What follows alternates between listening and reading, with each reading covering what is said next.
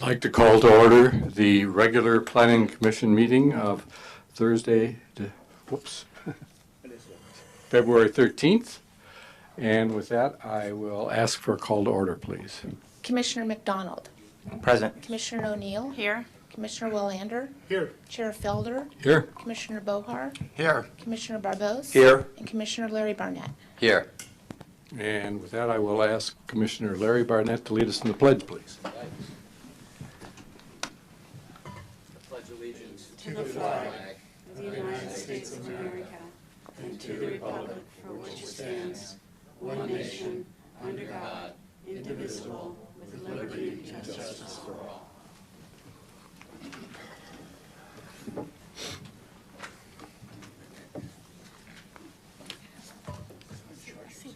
Couple of housekeeping items. Please put your cell phones in silent mode so they don't disturb the meeting. There will be no new items heard by the Planning Commission after 10 p.m. unless the Commission by majority vote specifically decides to continue reviewing items. If it is not heard due to the length of the meeting, we will attempt to schedule a special meeting the following week if possible. Any decision reached by the Planning Commission may be appealed to the City Council. Appeals must be filed with the City Clerk within 15 calendar days following the Planning Commission's decision. And with that, we'll move on to comments from the public. At this time, members of the public may comment on any item not appearing on the agenda. It is recommended that you keep your comments to 3 minutes or less. Under state law, matters presented under this item cannot be discussed or acted upon by the Planning Commission at this time. For items appearing on the agenda, the public will be invited to make comments at the time the item comes up for Commission consideration. Upon being acknowledged by the chair, please step to the podium, speak into the microphone, begin by stating and spelling your name. With that, is there anybody that would like to share public comments?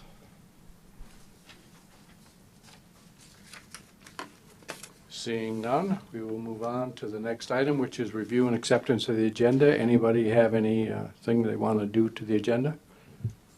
I do have, oh, I'm sorry. Okay. Seeing none, late correspondence. Late correspondence was received on 1040 Berryessa Court and posted on the website. Thank you. Next item is consent calendar. We have 3 sets of minutes on the consent calendar. All items listed on that calendar are considered to be routine, will be acted upon by a single motion. No separate discussion unless members of the Planning Commission, staff, or public request specific items removed for separate action. Anyone you want to pull any of the minutes? I have a correction on 12. Okay. I will abstain from 123 because I wasn't there. Okay. Go ahead. Bob? Oh, More? I want to pull January 9. all right. Do you have a simple correction? I have relatively simple on 9. You want? Oh, we're pulling it anyway. Okay. So we have the 12th of December and the January 23rd minutes, which I would take a motion on. Move to approve. I'm sorry, the 12th is the exception on December 12th. And you want to pull that one? I want to pull that, please. Can you amend it to just? Yes, I move we approve the 23rd. Okay. Is there a second? I'll second it. Roll call, please. Commissioner McDonald. I'll abstain because I was not at the meeting. Commissioner O'Neill. Abstaining. Commissioner Willander. Yes. Commissioner Bohar. Abstain. Commissioner Barbos. Yes. Commissioner Larry Barnett. Yes. And Chair Felder. Yes. So I think that's what, 4-0?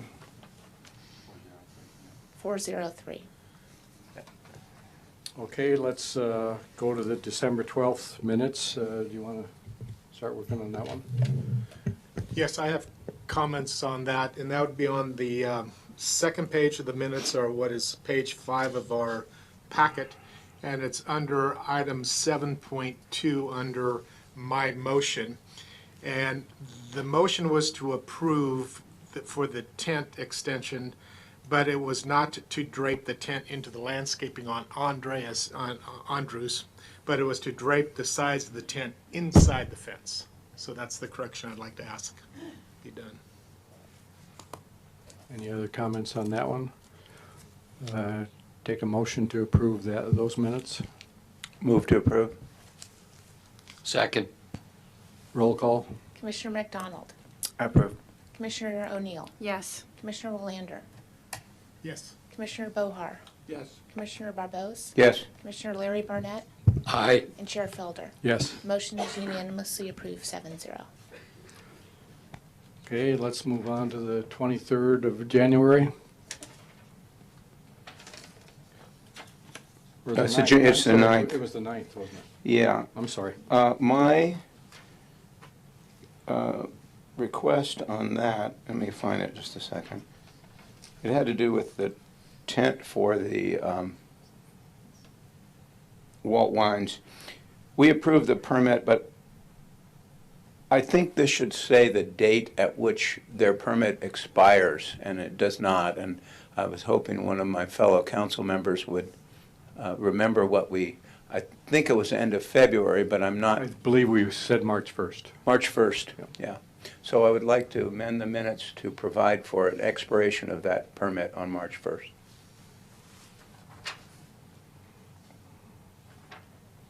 Any other comments on those minutes? Is there a motion? Move to approve. Second. Roll call, please. Commissioner McDonald, Yes. Commissioner O'Neill, Yes. Commissioner Willander, Yes. Commissioner Bohar, Yes. Commissioner Barbos, Yes. Commissioner Larry Barnett, Aye. and Chair Felder. Yes. Motion is unanimously approved 7-0. Moving right along, we're into the public hearings. The first item is 7.1, which is the discussion, possible action to approve music venue license and use permit amendment for a restaurant hotel MacArthur Place located at 29 East MacArthur, including action to approve a categorical exemption. And with that, we'll have the staff report, and I believe it is Christina.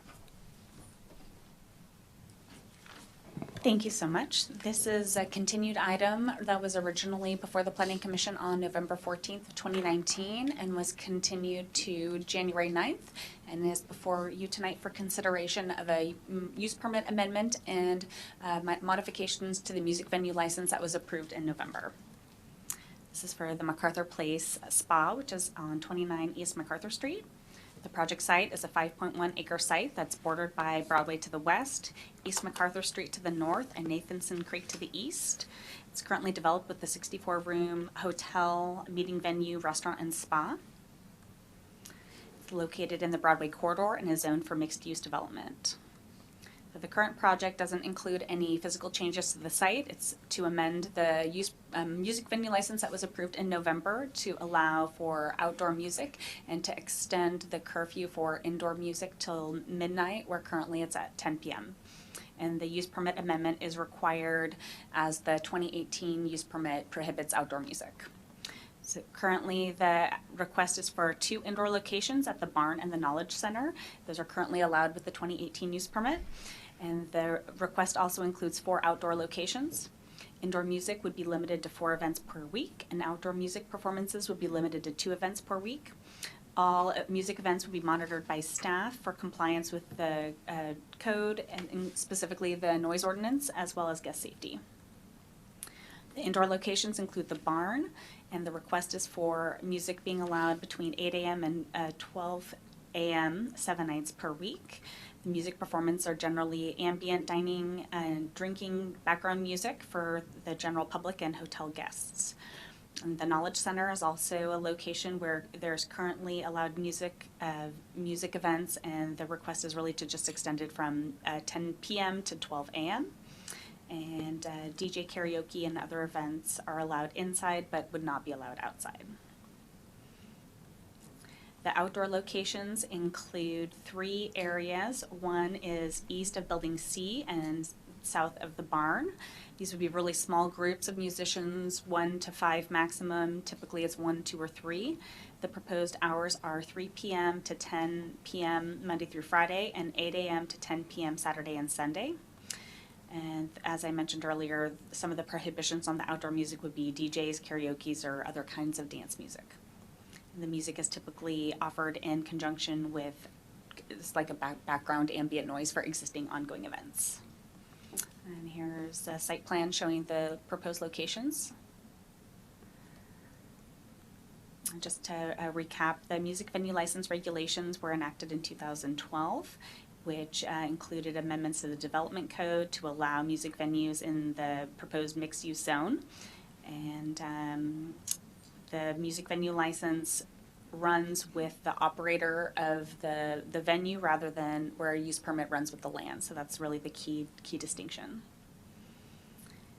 The proposed music would need to comply with our noise ordinance. Just for your information, just overview of the surrounding land uses. The high school to the south and some residences to the north and east.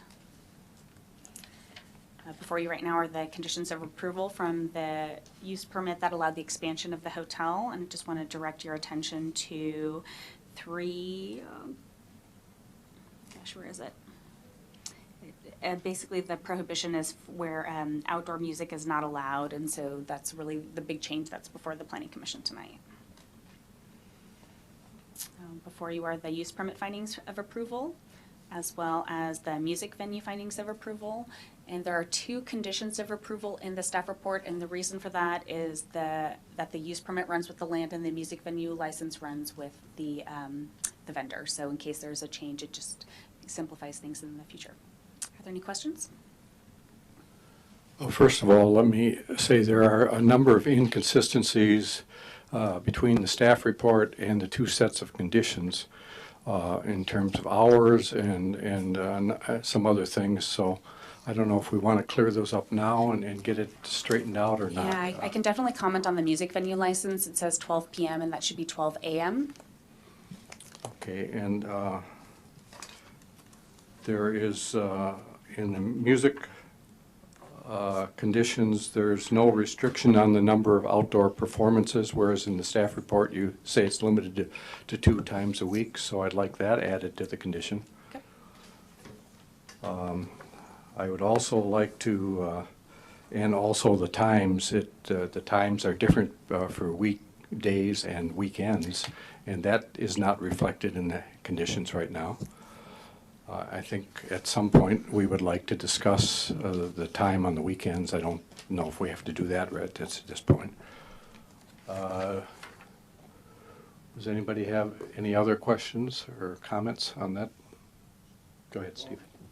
I too find myself confused about the hours. I thought, where did I get the idea we were talking about 6? There was discussion here about starting it at 6 versus 7 p.m. and going to 10 p.m. The last time we were in here, I see nothing in here. I mean, starting at 8 a.m. is way different than what I remember. I mean, that's... Yeah, so what's before the Planning Commission now is this an altered approach to what came before the Commission in November. So in November, the application was constricted by the requirements in the use permit, and I will defer to the applicant to clarify the hours that they're requesting. So they're asking for quite a few more hours than are provided for in the use permit. So They're asking for 8 a.m. to midnight? that's currently, I believe, 8 a.m. It's 8 a.m. to 10 p.m. is allowed, and so the change is from 10 p.m. to midnight for indoor music. Currently, outdoor music is not allowed, and so that's really the primary change, and so they're requesting outdoor music until 10 p.m. Well, where did the point, I specifically recall discussing the start time for music, and I don't remember the name, I assume it's in the barn, where the bar is, where Sean Cascaden plays, and it was going to be starting at 6 or 7, and I can't remember where we ended up on that, but now we're talking 8 a.m. in the morning. That's way different. That's the request that's before you. Okay, so I just want to be clear that there's a radical change on the start time from 6 p.m. or 7 p.m. to 8 in the morning for live music indoors. Yeah, I'll allow the applicant to respond to that. Okay. So I think Just- when we get back to discussion, Yeah, so we that's, I just want will to be clear, straighten that's out the really what hours. we're And being asked. I would like to see consistency between the use permit and the music permit as well, so, okay. Yeah, Christina, my question is on the first part, I think it's like page 2, it mentions that this is subject to reconsideration by the Planning Commission 1 year after being exercised. It must be renewed afterwards. And then in the conditions of approval, and I'm just not sure if this is exactly the same or if I'm missing something, but under the conditions of approval 2E, it says, unless a shorter limitation of period applies, the time within which judicial review of this decision must be sought is governed by California Code of Civil Procedure, Section 1094-6. And I'm asking if those are consistent with each other or if there is something different there. I'm going to wait while David takes a look, but the music venue license provisions in the code are for the initial approval to be reviewed a year after the approval. So what's approved tonight would return to the Planning Commission in 2021, around February 2021. So in that approval condition 2E then, are we assuming that that's 1 year or could that lead us down a different path? Are you looking at the use permit or the music venue license conditions? use permit. It's, it's bottom of page 19. It could apply to things other than music, but maybe we should specifically call that out. Yeah. Just so I understand what our renewal period is. Thanks.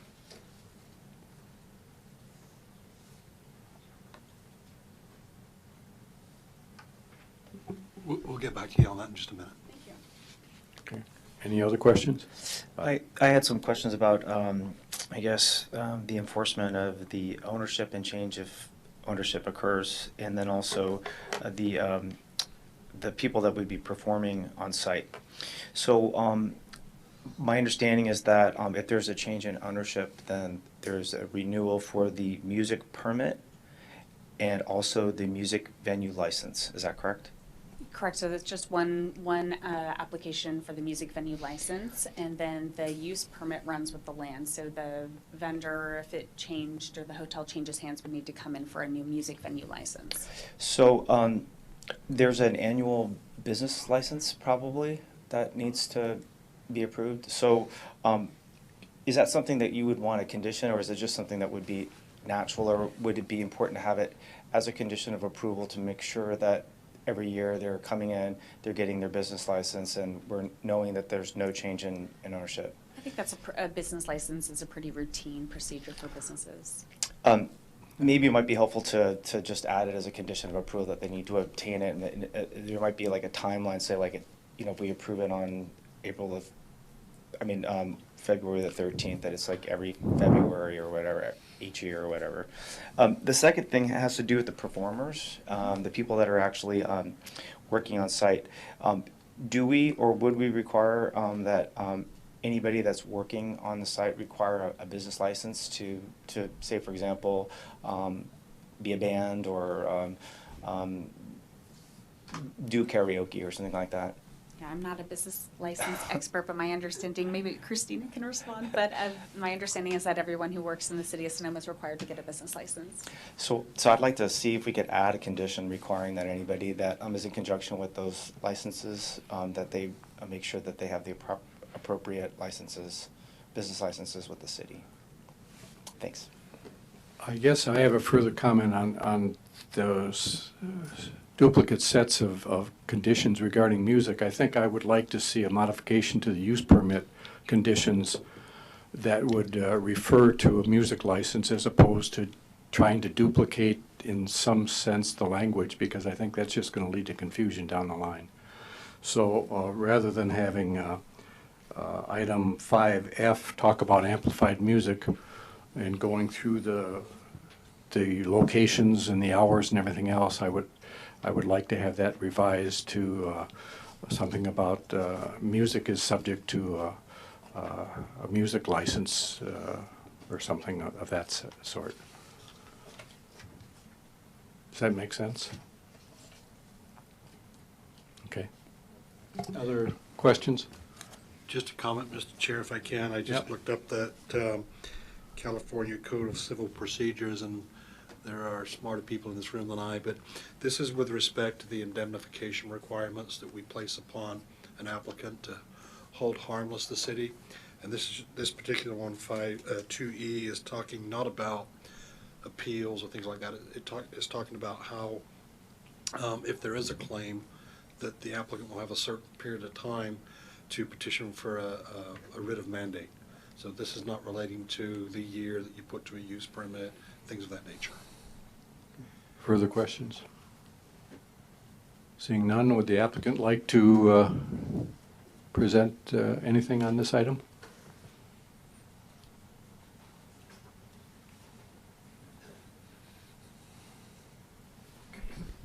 Good evening, Joe Walsh with IMH Financial Corporation. I was going to answer any questions on the hours. I didn't change the hours on the application. We won't play music at 8 a.m. It's more for groups. We've booked a couple weddings that we've redone the event lawn. So there's a couple weddings that will actually be held there with music at noon or so. So we would be open to restrictions, till starting at noon instead of 8 a.m. And then on the indoor music, we've had the Wednesday series, which seems to be going well. It's usually a solo performer, and the performer is in the bar 6 p.m. to 7 p.m., but they will run past 10, and that's why we asked for the amendment to midnight. And then on the outdoor number of restrictions, that's fine. We currently don't have any plans for outdoor series or anything like that. This is more designed for groups or for special events or holidays. So, are there any questions I can answer on the application? Am I correct that, and I may not be, that you have piped in music presently playing indoors? We do. You do? There's Muzak in the barn. It's not Yeah, music, so it's there digital. already is essentially electronically amplified recorded music being played indoors all the time. Yes, sir. Okay, thank you. You're welcome. Anything else I can answer? Question, in terms of the outdoor music, do you have a guess as far as the number of events in a given, I'm guessing that it'll be very attractive for outdoor weddings, and are we expecting something that could exceed more than 2 a week, or do you have any idea? Yes, I think, again, as I said, we just are resurfacing the wedding lawn and planting trees, and we actually had a couple of the brides that have spring weddings. I think we have 3 on the books for the year. So I would anticipate that it would probably not be more than 1 a week, and generally, during spring or the fall during wedding season. And I didn't mean that the application was so broad. I was just trying to make it easy. The night we were here in November, I left after our planning commission discussion, and I went to the Hop Monk, and there was the single performer, and we'll say whatever hour that was. And then I went to the hotel, and there was a group that booked at the last minute that had a single performer out on the deck. So I'm trying to make sure that we stay in compliance with code. So generally, the bookings for groups with music is a single performer that's a corporate group or a social group, and it's more background music. And that's why we put the restrictions for things like karaoke and dancing and all that, so none of that would be outside. And I think since we started the log, we haven't had a neighbor complaint on any music. And if it would, if there's concerns regarding any future music, we'd be happy to shorten the period of review. I think you give us a year to come back, but if it would be of benefit to the community, we'd be happy to come back and review our management plan and any complaints that we'd have after 6 months, because we want to be a good neighbor. One further question. You made reference to the wedding lawn. And in the past, I recall some wedding events being held behind the restaurant. Is that what you're referring to as the wedding lawn, or is the wedding location changed? It was the first slide on the presentation. I don't know if we could pull that up. There we go. So it's the west lawn. Okay. And I think technically the group's calling it the west lawn, but as I said, we've resurfaced it at a lot of beautiful crepe myrtles. We've put a little gazebo at the end, So that is an area for corporate events, and I think if there were an actual wedding to be held at the property, which I've referenced to so far, that is where the ceremony would be, and then a reception and such goes indoors. The reception, what? Goes indoors to the coach Indoors. house, to the meeting room. Okay, thank you. You're welcome. Yes, sir. Well, following up on your last comment, so when the reception moves indoors and the party starts, so to speak, where's the music going to be? It would be in the coach house, which was one of the locations on the site plan. So it's the building that is adjacent to the barn, and it holds no more than 150 people. I think comfortably it's probably closer to 100, and then that's where most of the time there would be amplified music, dancing, or something to that nature. Okay, there's another, something like the Knowledge Center or something. Is that the same place? We changed the name. It's now the Yeah. coach house. No one seemed to want to get married in the Knowledge Center. Yeah, understandable. Not if Don't they know knew why. it was coming.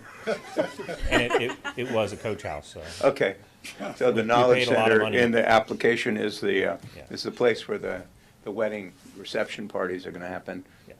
That music will be indoors, Yes, sir. and you're proposing that it end by what time? I believe we said midnight. Most weddings, as we know, end sooner than that, but again, we don't want to be out of compliance, so our request was for midnight. Same in the barn, where there'd be more of the weekly musician, and we've asked for the midnight time. And that's where I would like to offer up, and happy to come back in 6 months, review the log with you, and if there's issues with the neighbors, Ruben and the staff would quickly work to resolve any issues. Thanks. Thank you, Joe. Thank you. Any other questions? Thank you very much. Thank you very much. Would anyone else from the public care to speak on this item? Seeing none, I'll bring it back then to the commission for further discussion and possible action. Mr. Chair, if I can, just Yes. before you start your deliberation, I want to give Christina some time while you're talking to draw your attention to the conditions that you were talking about, Mr. Chair.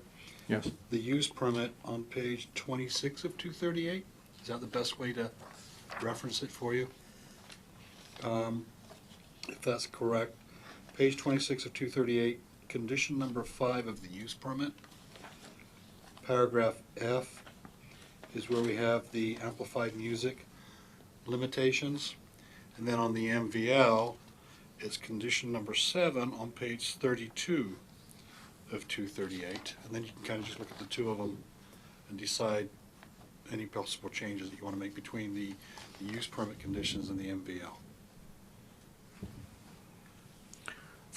If you want to be consistent across the two documents. Well, it just seems that that item of 5F doesn't have to call out every of the specifics, because the last bullet there talks about the applicant having to obtain a valid music license. So I'd rather not have a duplication of language, that something gets changed in the music license or the use permit, and then it doesn't get picked up in the other one. Yeah, personally, I'd like to have it run with the land, because the MVL may be changed in a year from now. And that way you always got the use permit that runs with the land. I think, Christine, you've been saying that there's been some issues? Yeah, and it's the existing condition right now is we have a use permit that allows the music indoors, but there really should have been a condition that they were required to obtain a music venue license as well. That wasn't in the 2018 conditions of approval. So the code requires that they have both a use permit and the music venue license, and there's slightly different requirements for both of those permits, so it's a little tricky. I understand your concerns. I mean, I think we could, in the overall use permit conditions, we could specify that music is allowed both indoors and outdoors, but then it should be qualified with subject to the conditions of the music license or something like that, because otherwise you're just getting into trouble with duplication. That's what I tried to do, is that the conditions are in the use permit for the hours that would run with the land, but there is that requirement for them to obtain the music venue license, and then the hours are supposed to be duplicated in the music venue Well, license. I guess in going back in history to the reason that we went to music licenses to begin with, is that we didn't want that to run with the land. We wanted it to be subject to the current ownership and subject to review by the planning commission. Correct. So I would like to see the condition in the use permit to only talk in the general sense that music is allowed as qualified by the music. Okay, I understand. So you would like the condition, so the hours and the specifics to be taken out of the use permit and to reference the valid music venue Yeah, license? because, Bullets 1 and 3 removed? pardon? That'd be bullets 1 and 3 removed, and the fourth would stay. That's 5F, let's call it 4. Yeah, all right, yeah. Is that it? Because, I mean, that was really where everything was coming from when we went to music licenses. And we wanted to have some control in a change of ownership situation so that it didn't automatically just run with the land. So unless the commission has a different point of view now, there's certainly different commissioners sitting here than when we did this, but that's what I believe that we tried to do. I totally agree with that. If the idea behind a music license is that it doesn't run with the land, the last thing you want in a use permit is hours of music, which suggests that the right to have that runs with the land when we've already established it does not. So there should be no reference to hours in the use permit, and it should simply say music will be as allowed by a validly issued music, what do we call this?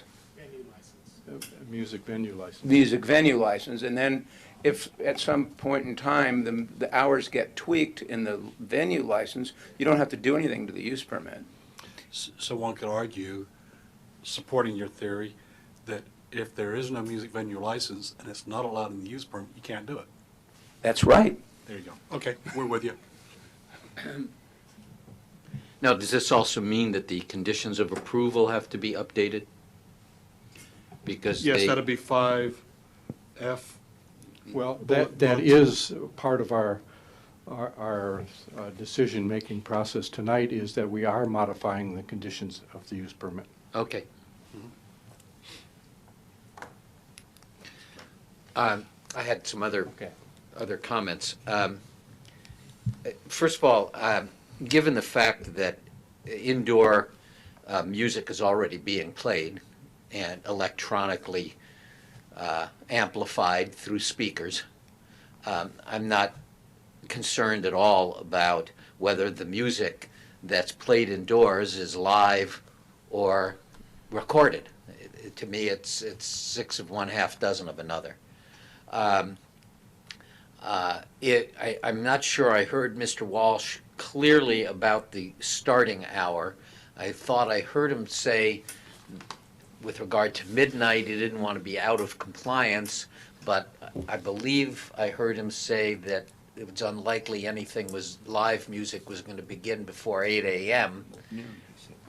Yeah, so perhaps that becomes an official change that we'll consider. Insofar as the outdoor music is Can concerned. I respond to your first part? Sure. Quickly. I think we have to be careful because the distinction that's being made on live performances is right now limited to small groups.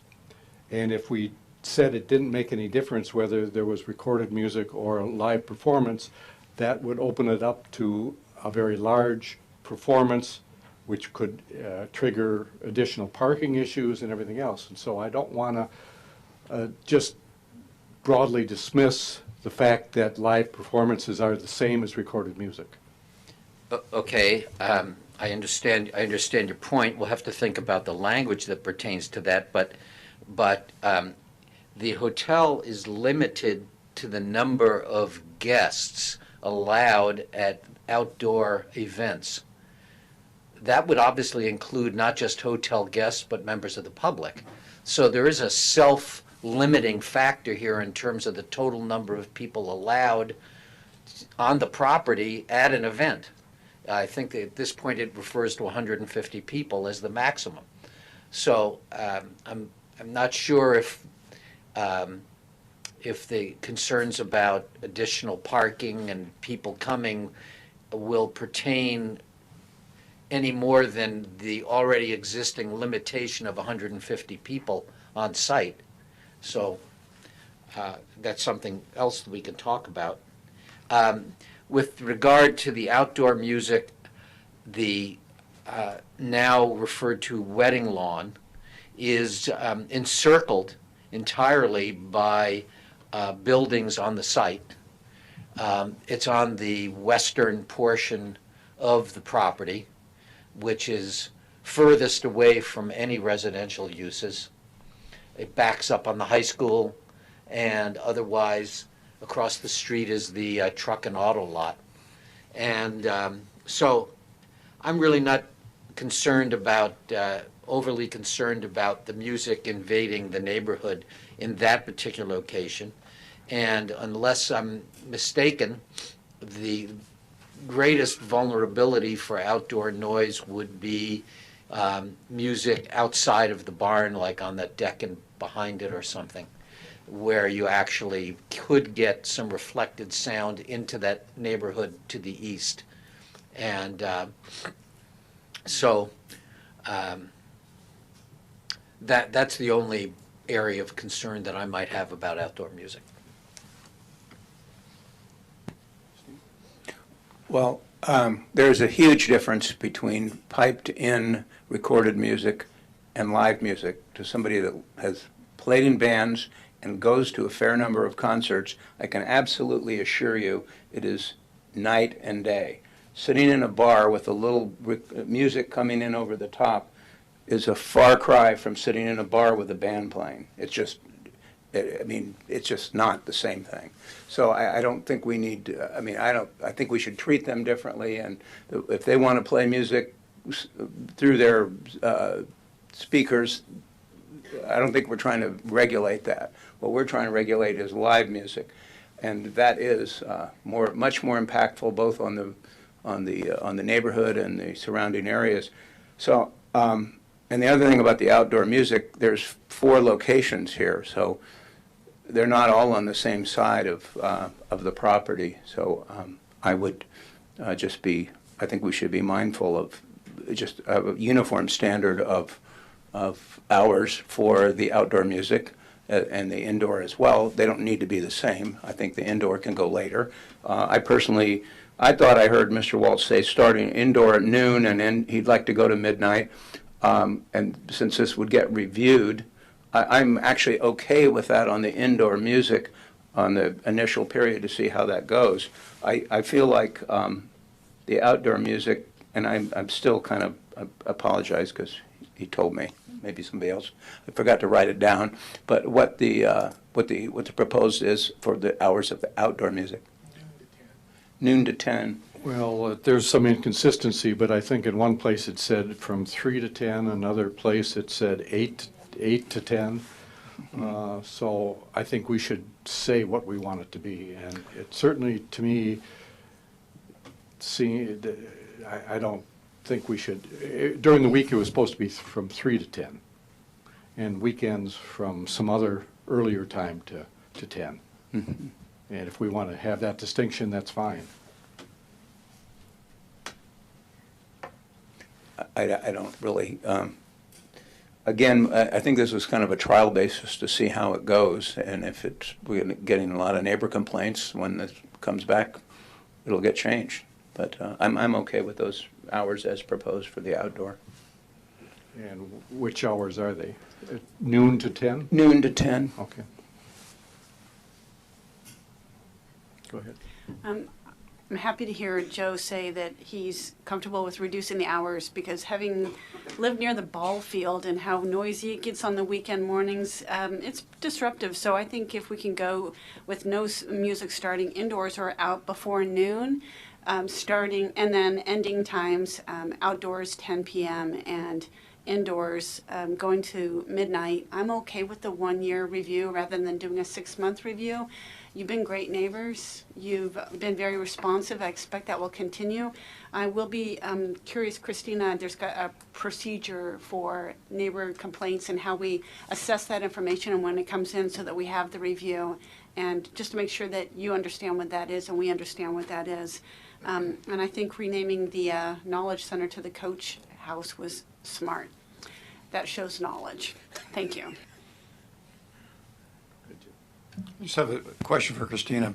I assume I haven't seen any letters from neighbors on this particular issue or recently. Is that true? There are no letters? Yeah, I have no correspondence from neighbors. Thank you. Well, there was one in January, but the item was continued.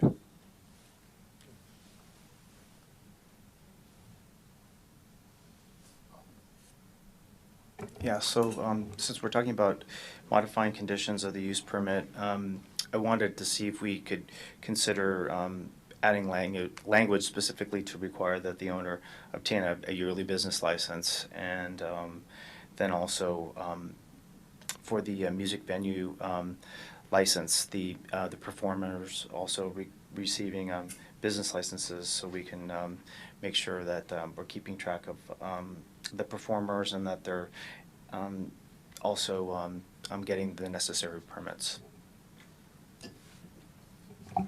If I can just make a comment on that. That could be a new condition, number 26, on the use permit to obtain a business license. It's an educational thing, not that they need an education to get a business license, but it's also part of the municipal code anyway. Mm-hmm. But we can certainly put it in there for education. Sure. I think it's a little more obscured when people are actually doing business within a business that has a license, to make sure that vendors and... Oh, you're talking about the musicians, not... The performers and the musicians. So then that'll be in the MVL then. Mm-hmm. Yeah, I just wanted to clarify, are you saying that for every band that comes in there, all 5 of the people in the band need a business license? No, just the band. I mean, just the... You know, I have never heard of that, and I would bet if you looked at any music venue in this county, Hop Monk, in all their locations, I would be shocked if that was a requirement. Traveling musicians, they can't deal with this. They have to be able to go someplace and play, and they don't have time to go down to City Hall when it's open and get a permit. So I'm very much opposed to having musicians in a traveling band have to have a local business license just to play for a few hours in a local restaurant. I think that's just too onerous.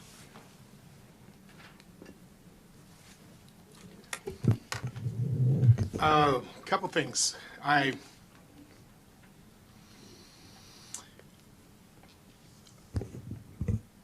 would like to agree with the applicant's offer to have a re-review at 6 months, because this is a little bit different than Hop Monk because of just the juxtaposition of the residents. And the applicant has been very forward with expressing, and I believe him saying he wants to be a good neighbor, and from what I gather, he has been a good neighbor.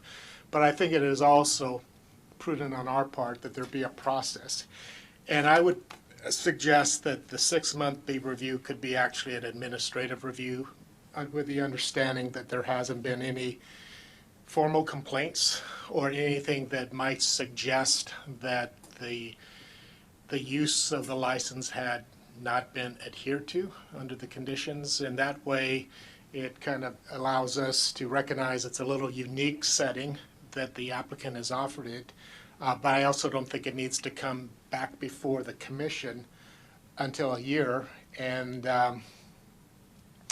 I also, just for clarity's sake, staff, is it my understanding that if there is a substantial complaint by the public, that this can be revoked at any time? So let's be clear, the use permit, yes, can be revoked. The use permit, but not the and music amended. license? Yeah, well, we can certainly, I think there has to be an ability to review the license, but you're going to get that review in 6 months anyway, or a year. But in looking at your use permit, revocation can occur anytime, and as a city, we can refer things to you for amendment of a use permit. But in condition 5F, those 4 bullets there that we were talking about having them removed if the direction is so, as discussed by the chair, that fourth bullet has a use permit being reviewed, with the MVL being reviewed after a year as well, so we could delete all of those. Well, I'm less concerned at this point, and maybe I'm naive about there being abuse to the so-called use permit, and that what I think is the flashpoint here is the actual music. And I think that, let me backtrack. If we go along with a 6-month review, and even if it's just administrative review, I'm okay with that. And then should something transpire between months 6 and 12, then there may be reason for discussion to make some amendments and or changes. Is that within the purview of what we can do? Just a question I need to ask Christina here is it mandatory that the MVL is reviewed by the Planning Commission? Or do they just wrap on a complaint basis? I guess we'll find that out. Well, I'm not interested in adding any more to our agenda right now, so I would much rather see, as long as there's not anything complaint-driven that may warrant it coming back to the commission, I would just as soon keep it in City Hall.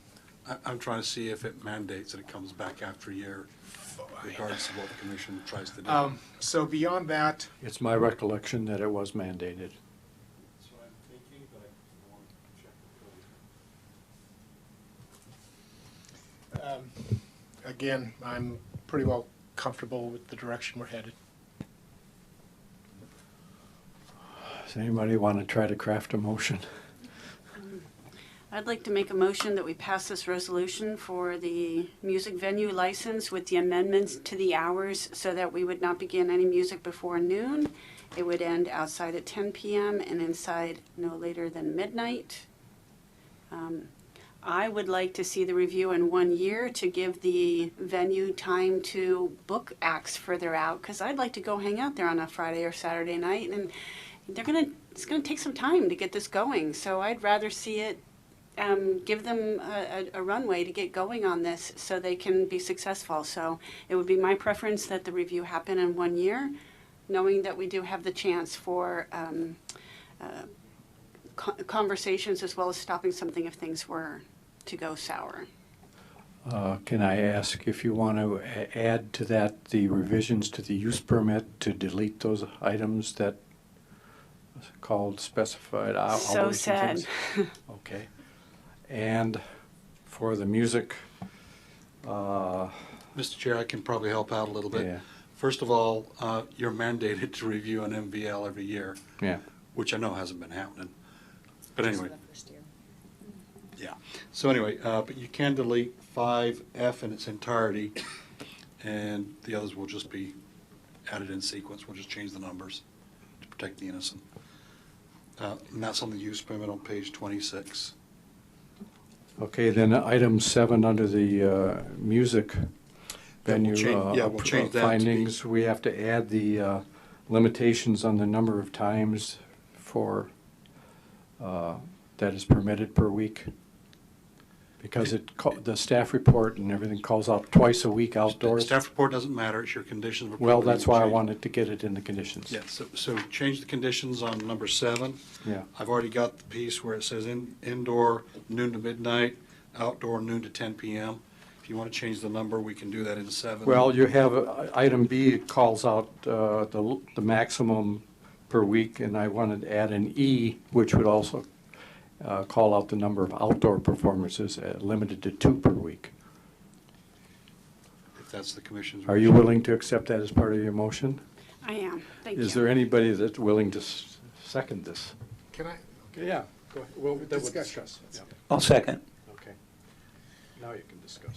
Well, the discussion I have as far as the limitation on the events, and we have crafted the parameters, the timeframes, and I do believe we have a noise ordinance that supersedes this anyway, as far as the community noise ordinance. My question is it in our, do we have justification for limiting the number of events, outdoor events? I I'm just raising the question. I'm not Well, specific. I would call the applicant back up. I didn't think he objected to that, but let's, I asked him a speculative question about what do you anticipate, and he said he didn't anticipate more than well, two. let's call him back up. Be happy to. Come back. Joe, could you come back up?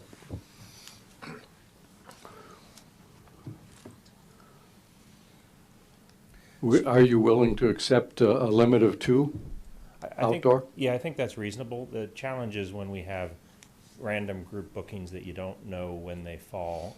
But I think from the restaurant, the barn, the back area, 2 times a week would be very reasonable. So if there's a way to craft it that way, that would be Okay. helpful. If you don't mind the limit, and you can always come back and request a change to the limit. Okay? Yeah, I think that's reasonable.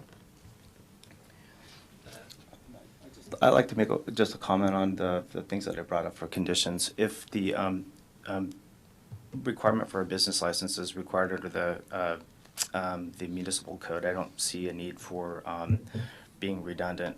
So I wouldn't have a problem not having that as language unless the commission thinks it's important.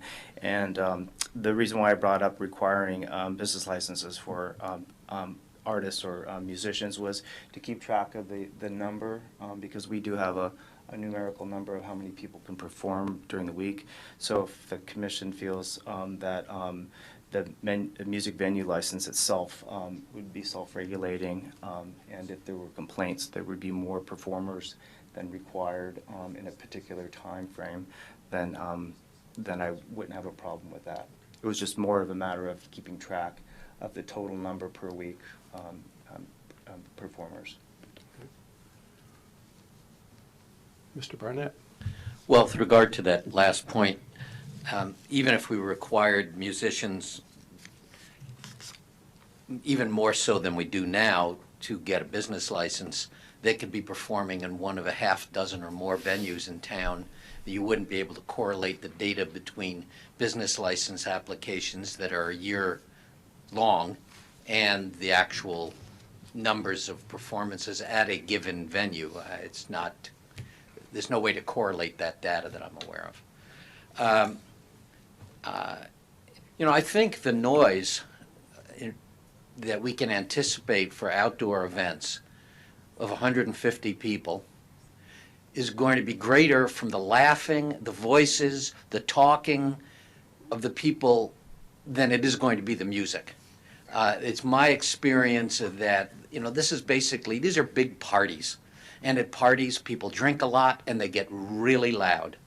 And so I think, in my opinion, it isn't the music that we're going to get complaints about.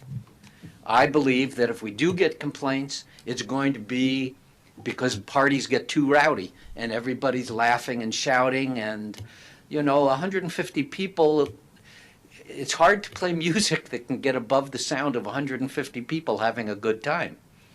So I put that out there. I think we may be focusing inordinately on the music when the reality is that big parties themselves are going to produce more of the noise than the music. Well, in line with that, at this point, the use permit calls out a number of people, and we're not attempting to restrict that. So they're independent items at this point.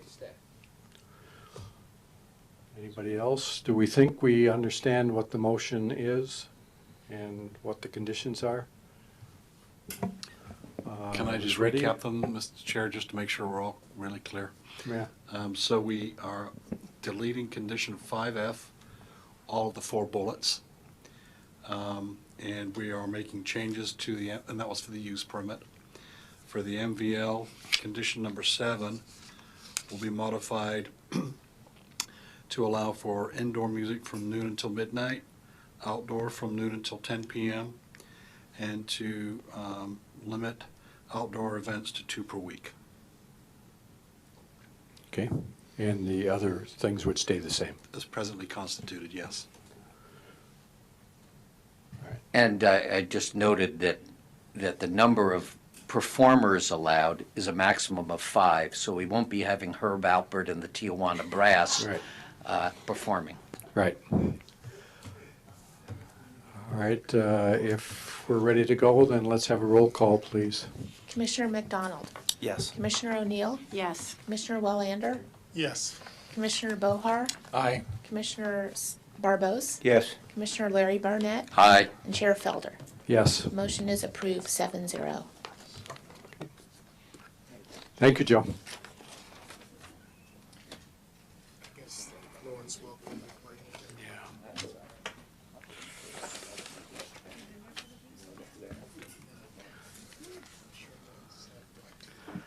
Next item up for discussion and possible action to approve a use permit and variance application of Tom and Renee Shurstad for the use permit to legalize an overheight fence and retaining wall and a variance to the fence height standards to legalize an additional 3-foot 6-inch height for a fence and retaining wall located at 1040 Berryessa Court, including action to approve categorical exemption. With that, staff report, Wendy. Thank you. Just give me one moment to load my presentation. Excuse me.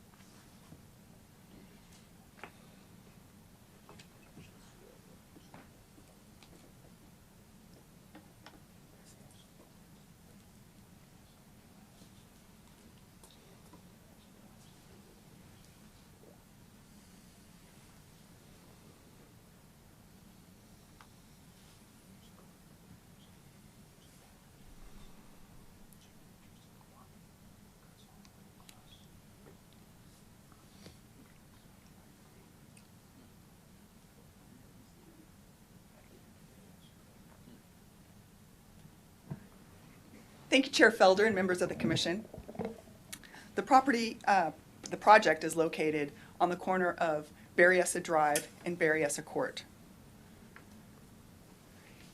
In October of last year, the Planning Commission received a complaint about an overheight fence that was being constructed on the property, and that issue was referred to the Code Enforcement Officer, and as a result, a use permit application was submitted to allow an overheight fence. The property is a corner lot with a front yard area located along Berryessa Court and a street yard area along Berryessa Drive. The applicants are requesting a use permit and a variance to legalize a 3.5-foot fence in addition to a 3.5-inch tall retaining wall within the required 20-foot front yard setback and street setbacks on the property. The fence has 2 segments, approximately 63 feet in length, running north to south, setback 2 feet 3 inches from the street side property, and approximately 64 feet running east to west along the street side property. And here are pictures of the existing fence. Can you go back to that? Certainly. Is this in our packet? Yes. Yes. Thank you. Here's a site plan of the property showing the property boundaries. And here is the retaining wall, and here's the location of the fence. And it runs all the way around the property. There are a few inconsistencies with the general plan. Circulation Element Policy 1.1 ensures that the city's circulation network is a well-connected system that effectively accommodates vehicle and non-vehicle traffic in a manner that considers the context of the surrounding land uses and the needs of all roadway users. Circulation Element Policy 1.2 provides safety for all users of the street system. And Circulation Element Policy 1.4, when analyzing the circulation network, consider the needs of all users, including those with disabilities, ensuring that pedestrians, bicyclists, and transit riders are all considered at an equal level to motor vehicle drivers. With regard to development code requirements, fencing within the required front and street yard setbacks at intersections is limited to 30 inches of solid material. Where a retaining wall contains a fill, the height of the retaining wall shall be considered as contributing and counting towards the allowable height of a fence or wall. And a wall or fence shall be set back from the retaining wall a distance of 1 foot for each 1 foot in height, and the area between the wall or fence and the retaining wall shall be landscaped and continuously maintained in good condition. With regard to project issues, the Public Works Director and City Engineer stated that she cannot support a retaining wall or a fence taller than 30 inches on this property because it's located at an intersection. In addition, the Madera Park Trail ends and enters the roadway at Berryessa Court. This existing condition confirms the need for the retaining wall and fence to comply with the 30-inch height requirements. So provided the Planning Commission denies the use permit and variance applications, the applicants shall reduce the height, the combined height of the fence and the retaining wall to 30 inches or less, and a building permit may be required. And staff's recommending the Planning Commission deny the use permit and the variance due to inconsistency with the City of Sonoma Municipal Code, General Plan, and safety issues with intersection visibility. Thank you. Questions to staff? Wendy, clarify if the retaining wall was to remain, what would be the normal setback for that? I missed that. So you could have a retaining wall in the 20-foot front yard setback or street side setback, provided the height is not taller than 30 inches of solid material. So it could be anywhere in the 20-foot setback? Yes. Oh, okay, thanks. Sorry. Go ahead. I had a theoretical question having to do with decks. So say, for example, I see that there was fill placed on a retaining wall. Would somebody have been able to, for example, build a deck where there was no fill in itself and then have a railing in their front yard? Decks less than 30 inches in height must be set back at least 5 feet from the side and rear property lines, and they're not permitted in the front yard setback. Okay, thank you. And if there were only a retaining wall, no more than 30 inches in height, I would assume that there are no limitations on vegetation or hedges planted in the fill of the retaining wall, and there's no limitation as to how high those hedges or vegetation can grow. Am I correct? Well, the fence height standards are fence height and hedge height standards. So you could not have a solid hedge taller than 30 inches in the front yard setback area. Okay, and I want to, in looking at these photos and the site plan in general, I'm having a little difficulty determining where our front yard is. Can you Yes, so in this point case, me to a picture that indicates to me where the front yard is? yeah, the front yard is best depicted in this picture in the bottom left-hand corner. And then this In picture, which picture? this picture, the bottom left-hand corner is the front yard setback. The along bottom Davis. left-hand corner. So where is the front door of the house? It's back in this area. If you can see my pointer, maybe you can't. You can't see my pointer. I can't see your Okay, pointer. it's In other words, am I looking at the front of the house? yes, Yeah, And, it's right below the chimney, and, it's similar. It's near the chimney. just below the chimney. okay, and maybe this has been said already. I thought that you couldn't have anything higher than 30 inches within the 10-foot setback of the sidewalk in the front yard, It's 20 feet. 20 feet. Yes, and that's why the applicant is before you tonight. Okay, because this is entirely out of compliance with the regulations, if I Correct. understand them correctly. Yes, Okay, thank you. thank you. Other questions? Wendy, if it was just the retaining wall without that fence above it and it's within the 20-foot setback area, is that in compliance? No, the retaining wall would need to be lowered by 6 inches. It's to be no 36 taller inches than 3 high? feet. Okay. And is a permit required for moving soil Yes. into that? And was there a permit? A building permit was submitted, and it's being reviewed by the building department. Okay. And that was submitted when?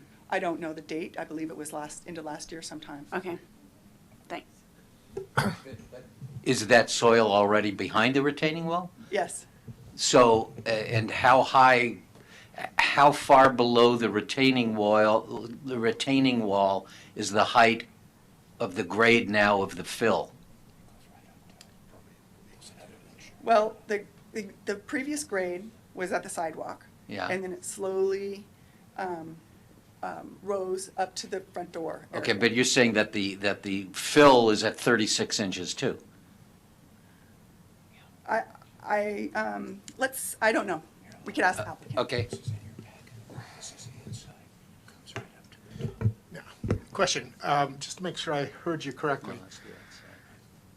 You said that the requirement for a solid fence also includes, so a solid hedge would be considered a solid fence. Yes. And by definition then, if one was to plant landscaping, which is, I believe, what the code was wanting us to do we have definitive specifications for the difference between hedge and plant material growing together? Well, our development code doesn't exactly define Okay. hedge, but, you can plant trees, you can plant bushes. Okay. But if you, But if it creates a continuous Right. visual block, that's right. that would meet the definition of or the performance of a fence or indoor hedge. Okay, thank you. Thank you. Any others? Would the applicant like to speak on this item?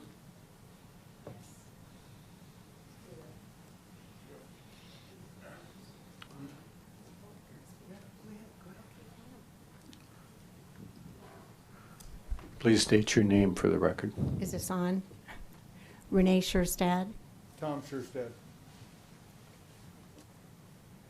I guess the first thing I want to say is hello. Bring the mic a little closer if you would. Hello and good evening to all of you. I feel like I know Mr. Barnett. I've been reading your column for years and enjoyed it. We just received this report today at 1 o'clock. The town has information for a couple of months now, so we feel a little befuddled about our response to the report. We decided to move to Sonoma because of family.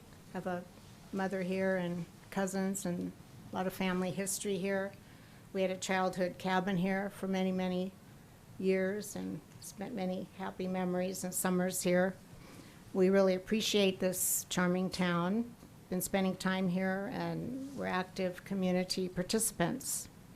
We looked for a long time to find an affordable house, and thanks to our wonderful realtor, Barry, we did find this house in Berryessa.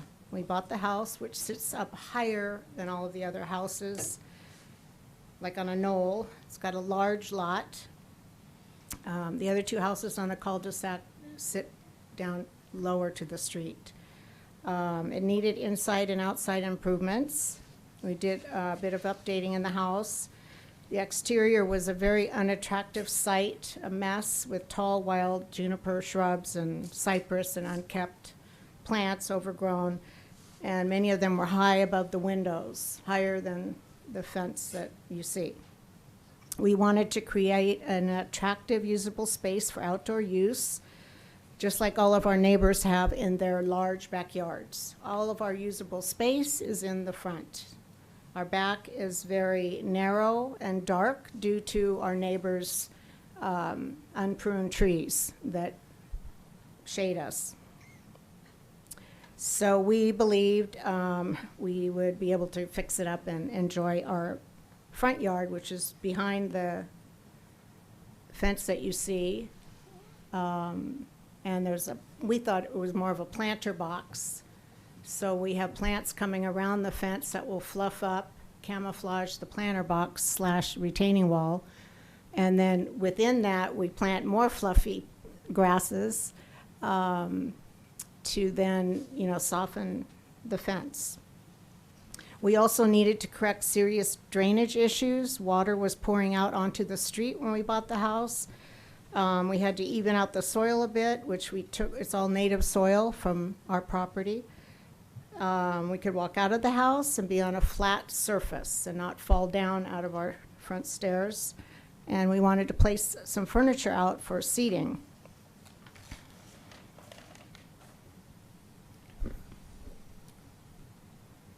As Renee had mentioned, we did extensive remodeling in the house, and we did all the final inspections. We got all the permits for the house, and ended up in the current codes. We reviewed the city requirements for the architectural contractor and fence contractor, as well as the city that built the 3'6" planter box, retaining wall 5 feet back from the property line, 2 feet from the fence line, which is 3'6", with 1/2-inch boards on the fence. We believe the city requirements were followed in good faith. The backyard is dark and narrow, shaded by all the neighbors, trees, and very little outdoor living space, and that's why we wanted to create this front yard. All of the current neighbors have large backyards. We do not. And we want to spend more time in the front yard, and that's the reason that the fence is built as it was. Our front yard area is large and usable, and we believe that we'll be able to enjoy it when it's completed. The outside area of the front yard was a mess, tall juniper shrubs and cypress. They were taller than the fence we have right now, which is one of the big issues with the sight distance, and we'll get into that later, the sight distance issues. We cleared the space. There was no drainage, and the rainwater was flowing across the sidewalks surrounding the front yard. We needed to add correct and efficient drainage and proper drip system with drought-resistant plants. We used native soil from the back and side yard. It was compacted to create a more level surface to walk on and place our outdoor furniture. This area was not even to the sidewalk from the beginning. It slopes upward towards the house. Our landscape contractor has done everything correctly and beautifully with expert knowledge of the property and plantings. When the grasses and lavender grow taller, this will soften the front of the retaining wall and fence, beautifying the corner even more. We thought following the city guidelines of 3.6 planter and retaining wall and 3'6" fence placed 2 feet 6 inches behind was acceptable. Our fence contractor was a Sonoma contractor. Landscape contractor is a Sonoma contractor, and they built many fences. He's a perfectionist, and he plans many fences and does a lot of work in the town. We've had the best intentions to follow the city guidelines and are puzzled as to why a person in town would complain about the fence. Each neighbor that in the adjacent area that we live in, there's only 2 other houses in the cul-de-sac, has told us how lovely the fence is, and then also people walk by. They all comment about the fence. We had clarified with city more than once if our preliminary plans were acceptable and told yes. We didn't really get into the fence side of it, but you know, we did have, the architect was there and the fence contractor was there. We built everything in good faith, believed in accordance with the city rules. We're following setbacks we thought were specified, and you know, we used licensed architects, licensed contractors, you know, so you'd think that everything was in code, you know, and we're following the setbacks. We weren't aware of what happened until we found out that somebody complained about the height of the fence.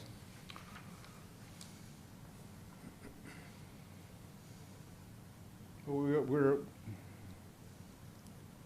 also weren't aware that we needed a permit for the planter box, and we have since got the permit and took care of that too. So I guess we were confused, disappointed, and disillusioned. It seems the codes and rules were unclear. What is the horizontal definition? It seems nebulous. What distance is acceptable from a retaining wall for a small fence? We have 2 feet plus and believed that was acceptable as we were planting it to then soften the appearance of the fence, as well as we cleaned up the entire pavement area next to the sidewalk and put in pebbles because that was a shambles. The area in front of the retaining wall is beautifully landscaped, as is the front living space, which we're hoping to be an outdoor living space. I guess we were advised by the city that we weren't, we were doing things that were incorrectly, and in fact, the inspector John that comes around to do the inspections with plumbing and electrical, because we did quite a bit of work inside the house, there was never a comment about the fence or the retaining wall. We hired a licensed contractor, licensed landscape contractor, and licensed fence contractor, who we thought were all interpreting the codes. As well as the architect. And the architect too. In regard to the site distance issue that has come up here, I've had a number of years in law enforcement. I was a state trooper in Washington State, and I currently work for the California Highway Patrol, doing work with them. I've done a lot of site distance work, accident investigations, and if you look at where we live, Berryessa Court, there's 3 homes on Berryessa Court, and there is a bike trail that comes out, and we've got pictures of this. The bike trail comes out on the right side of the home. So it really, there's no site distance issue with that.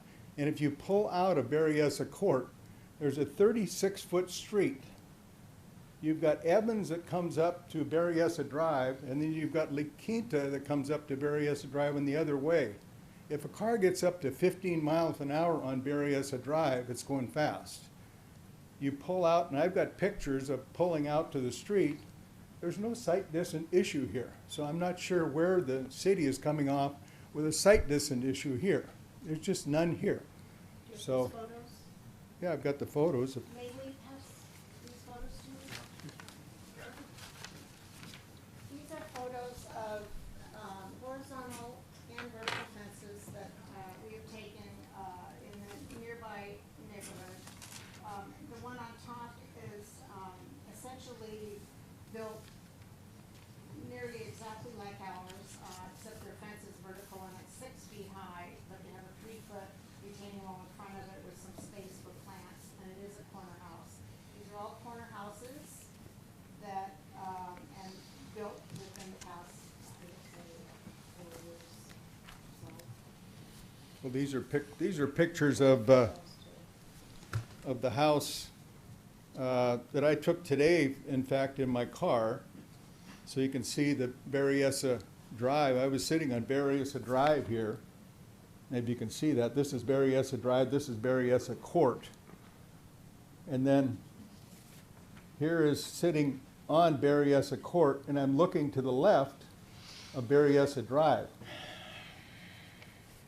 This is looking to the right of Berryessa Drive. You can see the full street there, the whole street coming down. And here's a picture of the house. You're asking about the front door. The front door, here's the garage right here, and the front door is right around the corner there.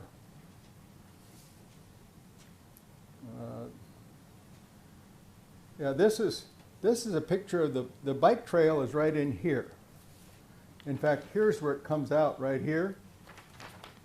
And it comes out right onto the sidewalk here, so it doesn't even come over to here. So there's no issue with people coming out of the bike trail, because here's where they'd come out and walk across Berryessa Drive here. Our house is over here. I did some pictures too of 5th Street. I mean, we got a real problem with La Quinta and 5th Street here. You come out, you talk about site distance issues.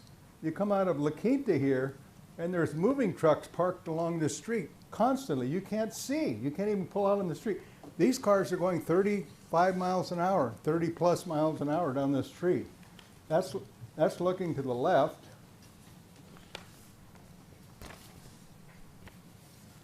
And this is looking to the right, and you can see cars there. So, I mean, you've got a serious sight distance here.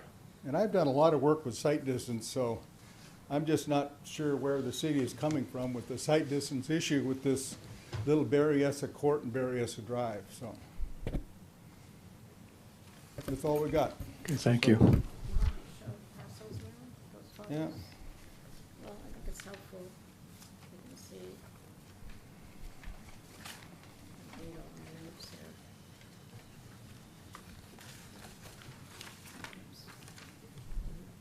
Thank you for hearing us. Okay. Would anyone else from the public care to speak on this item? Good evening. Oops, Barry Williams. I represented the Shurstads in the purchase of this home, and it seems like from day one we've had inconsistent answers, lots of problems, and depending on who you talk to. It started out with the pool that they wanted to put in the front, and we were told that that's, yes, you can do a pool, and then we were told, no, you can't do a pool. So this fence issue, it took me 5 minutes to drive around in a 4-block area, and I took 3 pictures of 3 fences on corners that are 6 feet tall that really do obstruct the view. When you are stopped at their stop sign, where the line is, their fence is back here, not here. It does not obstruct, and so I don't see the issue with it for that reason. I don't know if these are all around the hospital, and they're all pretty newly constructed fences that have been approved. So I don't understand it. So I'm here to support them. I think what they're doing is improving their property, improving the landscaping especially. So hopefully we can come to terms with this. Thank you. Thank you. Anyone else?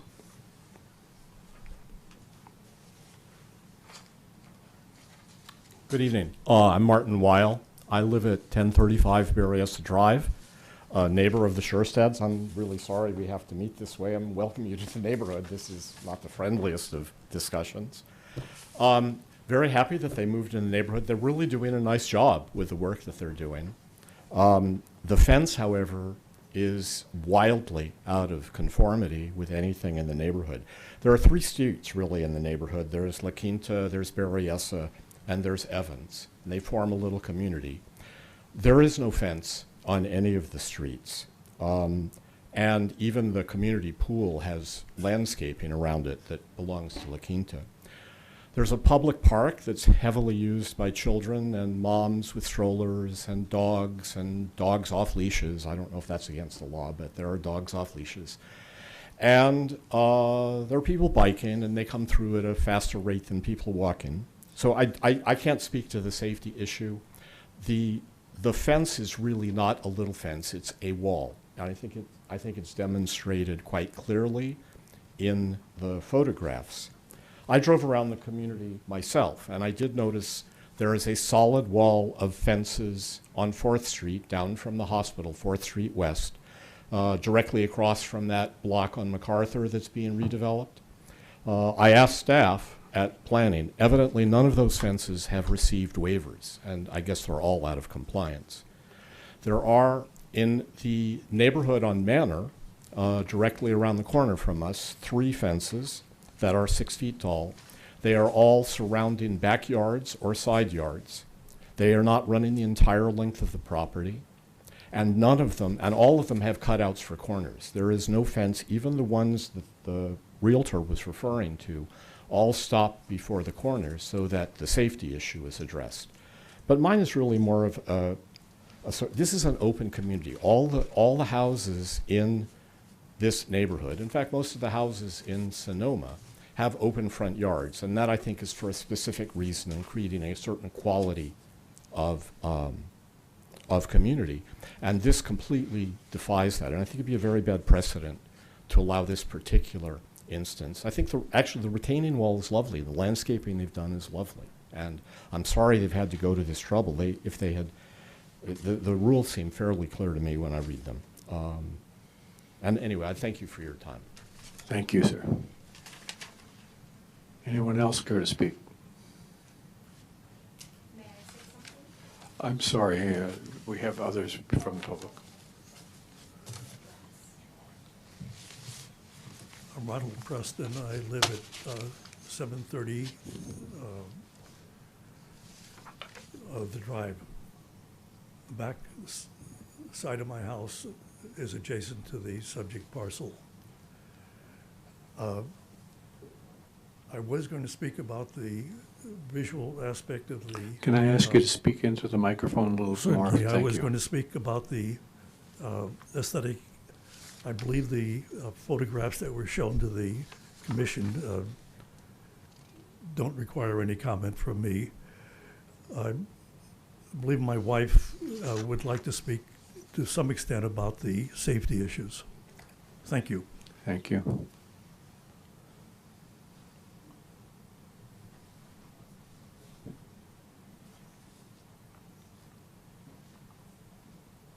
I'm Patricia McDonald Preston. My concern about this is the safety issue, and I'm less concerned about the traffic than I am about pedestrian. I'm a walker, and I walk that way quite often, and as do a lot of the people who live in Sonoma Hills. You know, we're very near a retirement community, and I notice that almost every morning you'll see people coming through their little gate, and they're like me, they're a little bit unsteady on their feet sometimes. Sometimes you'll see people with a caretaker taking people in a wheelchair, or people with canes or with walkers. So it's heavily used by a part of our community that needs to be taken care of. And I think as you're going from Berryessa over to Berryessa Court, there's not really much of a visual problem. But when you're coming back and you're going from Berryessa Court and turning back onto Berryessa Drive and then ultimately down to where the retirement home is, that's where there is a problem with vision. And if you're pushing a wheelchair or you're a little unsteady on your feet, you're not going to jaywalk. So you're going to go around that street, as I do. And when you get within about 3 feet of the corner, you can't see. So you can't look over and kind of plan ahead of who's coming down Berryessa. So, you know, there's really a significant chance for pedestrian problems at that point. So again, my concern about this really is the safety of the pedestrians, and that includes me. Thank you. Thank you.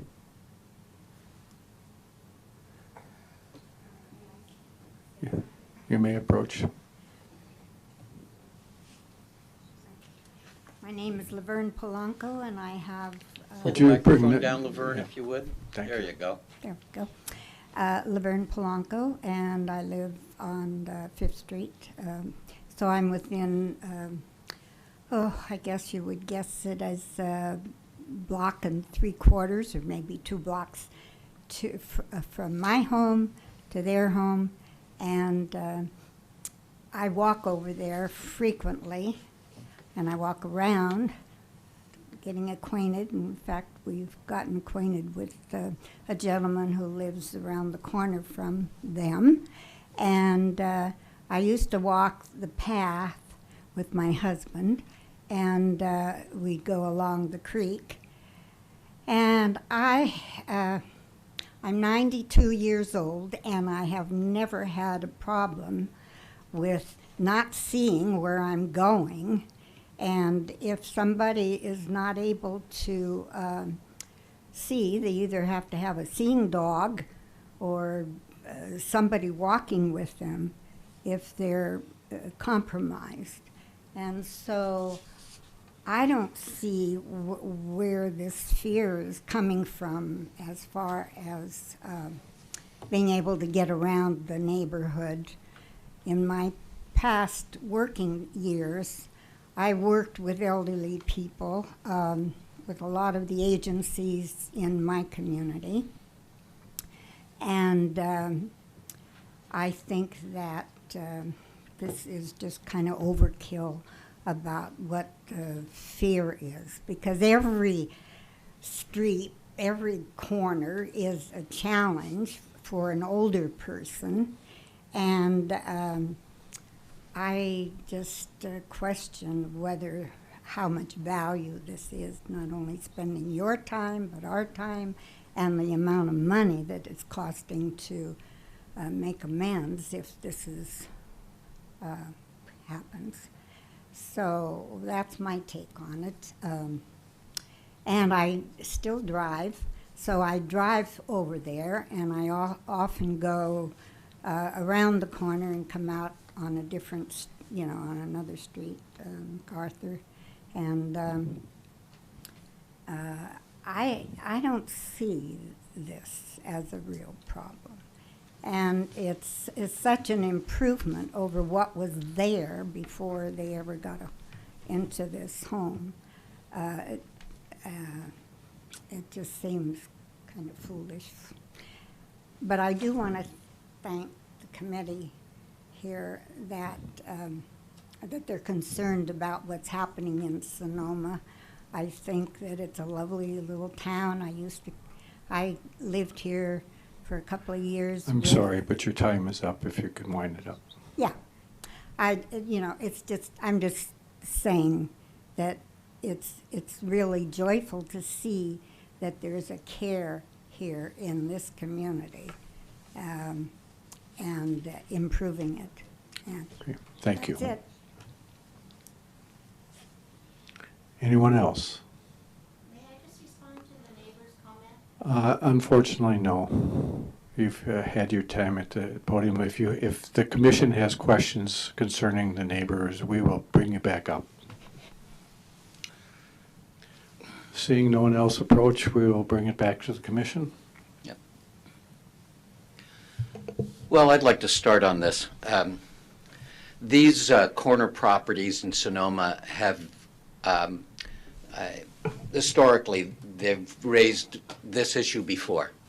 And in the 30 years I've been here, I've witnessed a number of these applications come forward for variances and issues because people oftentimes on a corner property like this property owner have less yard space in the rear of the home than they do in the front, and they're very exposed because they're exposed on two sides of the home. So it poses some unique problems sometimes in order to create a usable outdoor space that has some sense of privacy.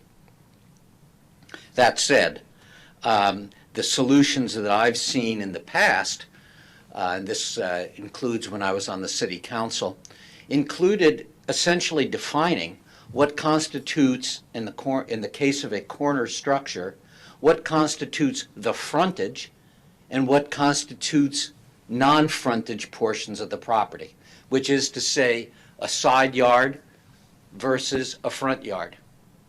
And the standards that have been applied, and in a number of the photographs that were provided here, these are actually examples of side yard fences which join the sidewalk or are very close to the sidewalk. And historically, the city has been fairly flexible because of the unique properties of a corner home in allowing side yard fences, which from the street create a monolithic look of a fence.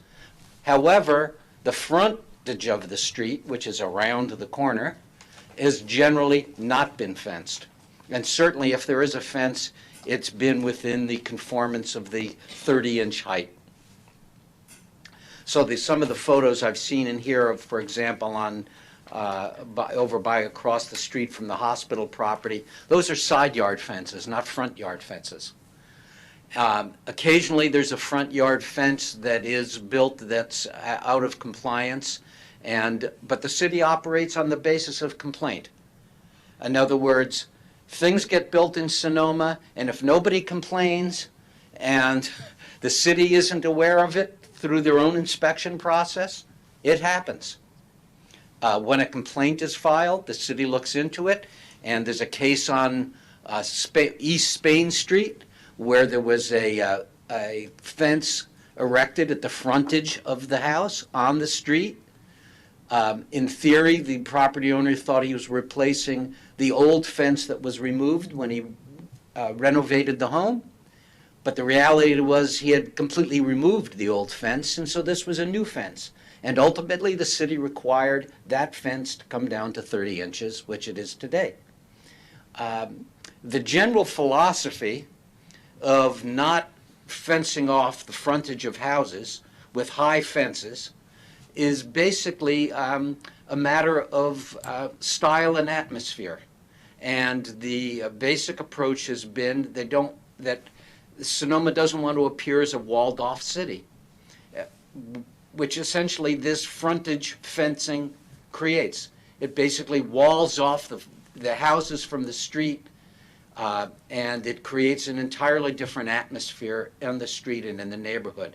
So that forms the basis of why these provisions are in the code at all, because they have to do with a certain quality of life and a certain atmosphere that we've tried to create here. My personal opinion is there is a solution for this. I don't have any difficulty granting a variance for the 6 inches over height of the retaining wall. To me, that's a minor variance, and the retaining wall itself is clearly not creating a visual blockage on the street. It's not creating a massive obstruction to being able to see the frontage of the home. The fence, as it's currently constructed, to me is intrusive to the sense of a welcoming sense of the home itself. Now, you could say that's a matter of taste, but for me, it basically blocks the view of the home, and while it creates an interior yard privacy space, it completely pushes the feeling of the house, pushes the impression of a house away. You can barely see the house from the street through that fence. You do have a 14-foot, 2.5-inch wide side yard. I can't tell how long it is, but it looks to me like it could be 25 or 30 feet. Plus, you have a corner of the house. It's a little difficult in the drawing that I'm looking at. There's a jog at the corner of the house, and then it comes forward and then jogs again to the landing of the front door. And it seems to me that there is a way to define a side yard in this situation, which would, as far as I'm concerned, would be perfectly acceptable for a fence. Even a fence, even a significant portion of the fence you have on the side yard portion of the house. There is a side yard portion. The side yard portion runs along Berryessa Drive. Your address is Berryessa Court. The frontage of your house is on Berryessa Court, not Berryessa Drive. Berryessa Drive adjoins your side yard, as far as I can tell from this drawing. And it's a significant side yard, particularly if one drew a line from either of the corners of the house that are available to before the curve begins in that fence, because I would define the curve as the beginning of the front yard. That would give you roughly, I'm once again, I'm looking at... Commissioner Barnett, Yeah. let me remind you, we're not here to design. I'm not trying to design, I'm trying to provide It sounds reason. like you're trying to design. I'm offering a suggestion as a way to resolve the issue, which is that the fence as it's currently constructed on the frontage of the house, to me, doesn't conform with our standards. But there is a way of constructing a private space with a fence that could conform. And I've seen it done on side yards before. But So I'll leave it at that. even that would require a variance. I'm not so sure. Yes, it is. It has to be 10 feet back. From the front. From the front, I'm talking No, about from the side. On the side yard as well. No, I don't believe so. Would you please comment on that, Sure, there's a staff? 20-foot setback requirement on both the front yard and Thank the you. street side setback.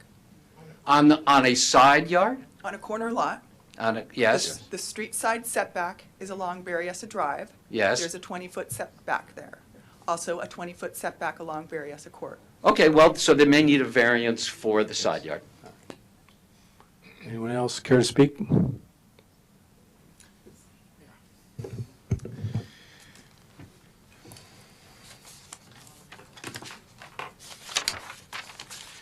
I'm sorry that it sounds like you've been getting conflicting information, because it's always difficult to do renovations and improvements thinking that you're headed in the right direction. But at the same time, I've also been told that there has been a pretty clear expression from staff about what can and cannot be done, and I don't know what the timeline is on that. But having said that,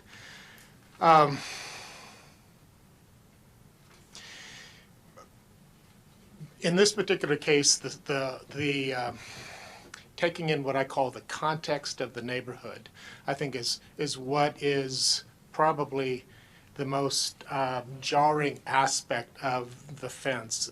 One could argue that it's not an unattractive fence. One could say that the retaining wall was built well, but it's just given the statement that it's making in the setting, as my fellow commissioner said, is one of the things that we're not in this community, like Atherton or Hillsborough, where you create these walls along the road. We don't, I think that's part of the reason why we have the codes the way we have them.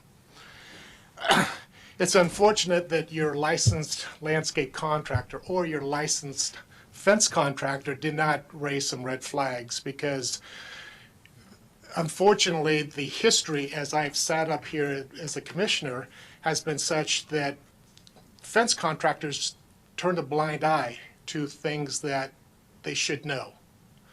And that's unfortunate, but that puts us in a very awkward position, because we applaud you for using licensed contractors, but at the same time, if they choose not to be transparent with you as far as what can and cannot be done in terms of location of fences and heights of fences, it puts us in an awkward situation.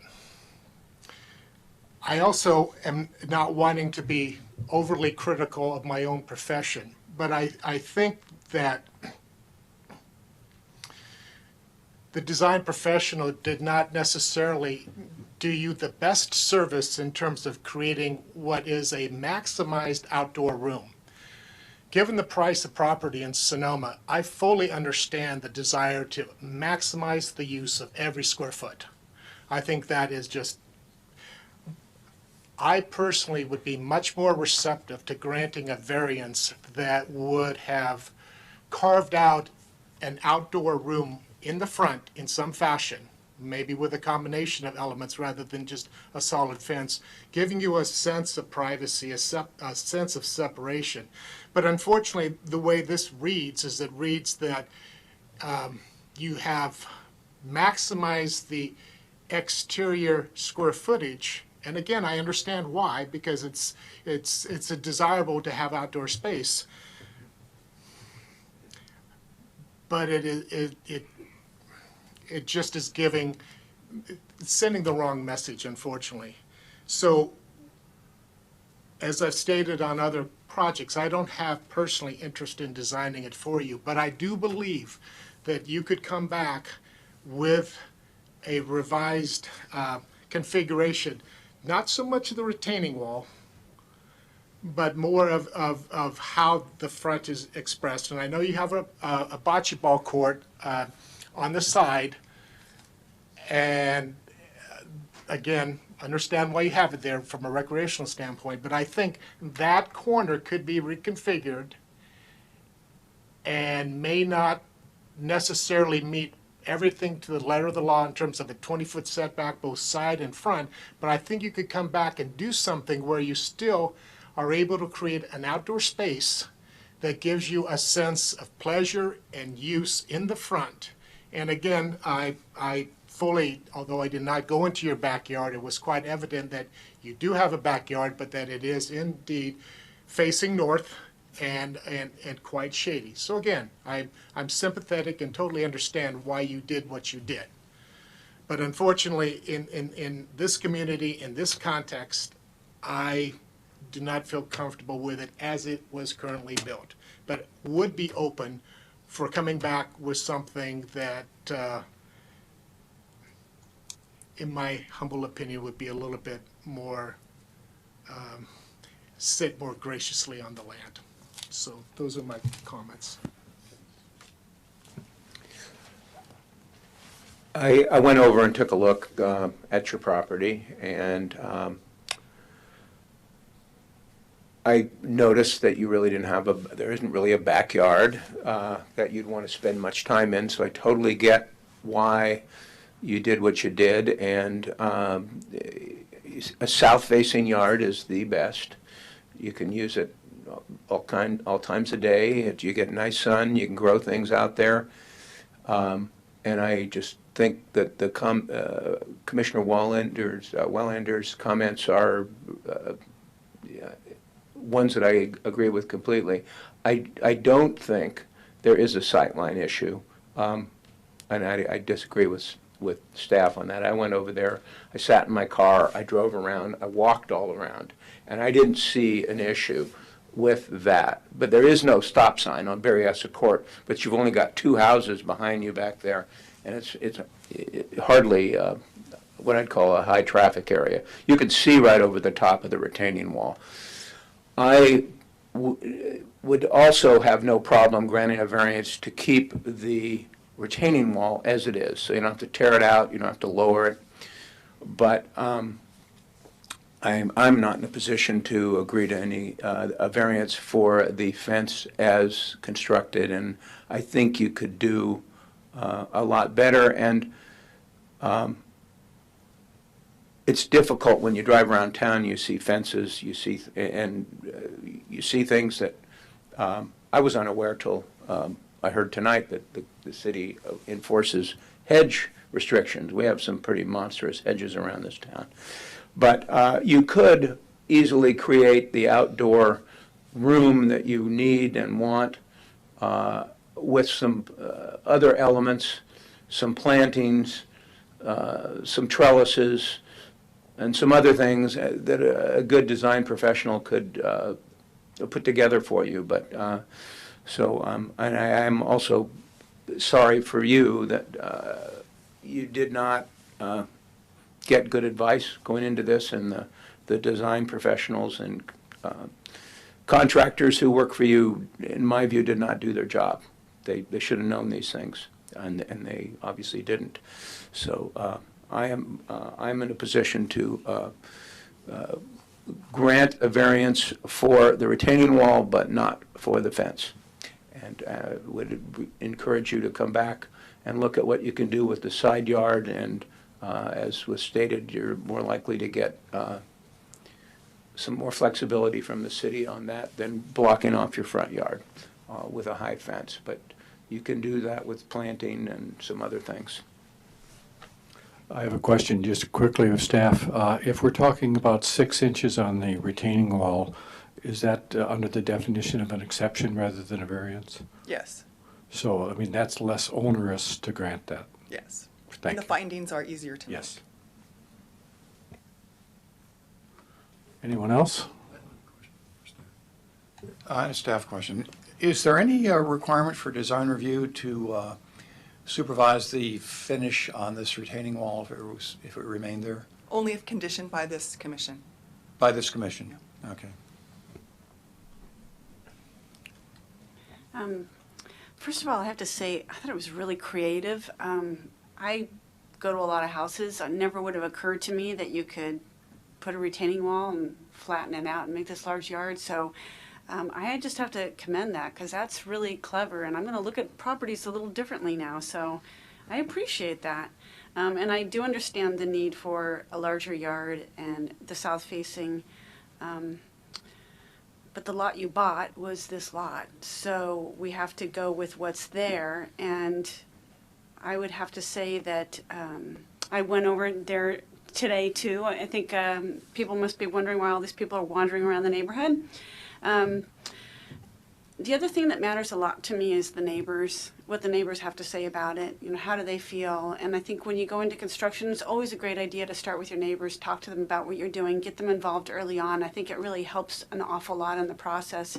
I can see, similar to the fellow commissioners, that the retaining wall without the fence might be the most reasonable compromise for us to go with right now, because it's there and the work is done. You would still have a much larger area. You will be losing some privacy with that fence gone until there's some kind of, not hedge, but shrubbery around. But I do think that we have to follow the code. We can't enforce taste, and it's not a matter of us deciding what is appropriate. like what designs we like or what we don't like, but we do have to follow the rules. And if we can give an exception for the retaining wall to remain at 36 inches rather than taking it down to 30, take the fence off the top of it, that's something that I'd probably be leaning towards. Anyone else? Do you want? I agree with my fellow commissioners about the comments regarding the exception to the retaining wall. I don't see why we couldn't support an exception. And I also agree that it might be helpful to actually have the retaining wall go through a design review to make sure that it's aesthetic. And I don't really know if there's any other comments, but it would be really helpful to have the landscape plan and the retaining wall reviewed by the Design Review Commission if we were to go with an exception. Did you want to say that? Is that it? Okay. Yeah. Unfortunately, as Commissioner Wellender has said, this commission has been placed numerous times in a rather awkward position by contractors and fence constructors who may be licensed but don't adhere to what they know to be the city rules. And the other unfortunate thing is that enforcement is complaint driven. So you can drive around the city and find numerous examples of fences that are out of code, but unless there's a complaint, the city doesn't follow up on it, and nothing is done about it. And, you know, so if you've got some neighbors who are very cooperative and considerate to understanding your situation and are willing to live with it, then you don't get a complaint, and perhaps it flies, but it doesn't change what we can do up here. There's been a complaint, it's out of code, it just doesn't seem to be an appropriate solution to the problem. So I think that what I'm hearing up here is that I have a number of commissioners that are willing to at least allow the retaining wall to stay without having to take 6 inches off of it. We can make findings for that as an exception. But I'm also hearing that the fence as it is now constructed would have to be taken down. So Through the chair, just yes. one moment.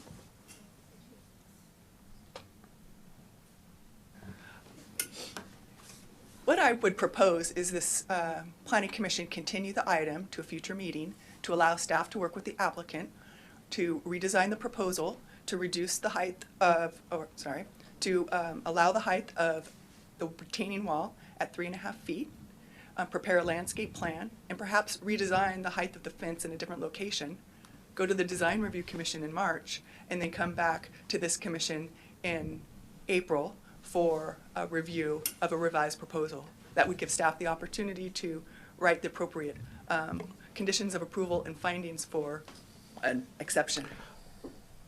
I tend to agree with that. Do you have a comment? I have a question. So, given a single-family residence, is it because it has created a violation that it warrants going before design review?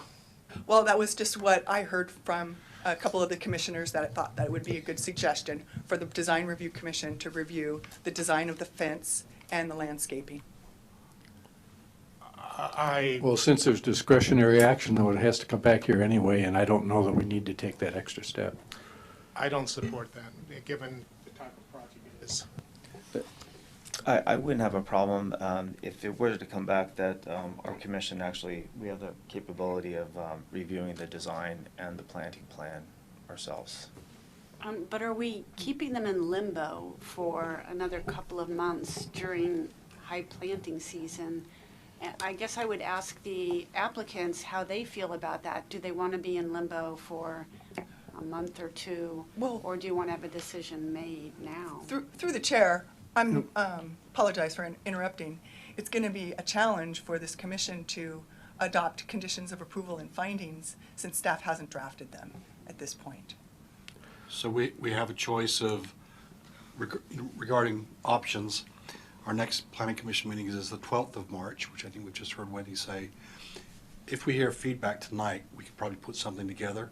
It means we really have 2 weeks to put something together with the applicant before we produce the packet and get it distributed. Or if we go to April the 9th, we could then have an opportunity to go to DRHPC and also work with the applicant. But if the applicants need an action tonight, you could take an action tonight to deny, and then that could be appealed by the applicants to the city council. That's another option. I don't, I'm not sure where we are on this, but I just want to say I don't want to send these people off to design review. This retaining wall is in, and I think the consensus is it should stay. We're willing to let it be the way it is. I don't want to micromanage the retaining wall and have some other group come back and say it looks, we want it to look different. A lot of money and time went into that, and I'm sympathetic with these folks. So I don't want to mess with the retaining wall. Whatever staff needs to do to get time to draft findings to give us an exception for the retaining wall is my personal number one priority. It's a secondary thing. If they want to come back with a request, another request for an application for a variance to redesign some other fence thing, I don't think they're going to be able to get that done in time. So I think we should just continue it for a couple of weeks, get the findings for the exception for the retaining wall, and they know where they stand on that, and they can go back and put their heads together and see what they want to come up with. And if they need another variance or an exception to come up to get their new landscape plan implemented, then we'll see them again. I need education. Why can't we grant an exception tonight? Why can't you've heard the principals' voices up here that say we could live with 3'6". And I just think that by not taking some action, the perception is that this is just another bureaucratic delay. And I don't support that. So number one, the findings for a variance is a higher bar than for an exception, as Wendy pointed out. But you have not been asked, we have not advertised for an exception, we've advertised for a variance. So you could take action on a variance tonight, all night long, and we could be done with it. But you would then have to modify amongst yourselves. I think that creates additional problems when we have city staff has said there's a safety problem involved. And that makes it difficult to grant findings for a variance, I think. Yes, and as I looked at the findings for the variance, so far I've heard a willingness to modify the wall, but there's no substantial evidence in the record to say that it's not granting a special privilege. There's nobody else in the neighborhood that's having that same privilege that you're denying these guys from. If you can see in your staff report, page 64 and 65, those are very specific findings for a variance.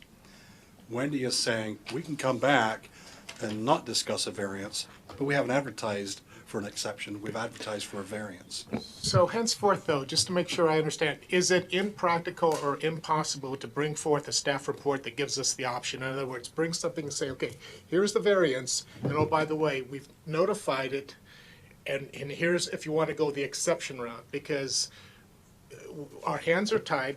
We've kind of said we can live with an exception, but because of the way the report's been written up and it's been mono-focused on a variance, then again, the can gets kicked down the road. And so maybe this is just a general comment. If in the future there are issues like this that seemingly could go left or right, I certainly would like to have the opportunity to hear them and have the option of going left and right rather than having this. So the problem with that, Commissioner Wallander, is then we can write 2 staff reports for every project you get, because then we're trying to guess what the commission is going to do. We provide a recommendation, and you can tell us whether that's an appropriate application of the items before the commission. I know it's probably not the best way, but for example, on a tentative map, you don't want us to come to you and say, well, here's findings for approval and here's findings for denial.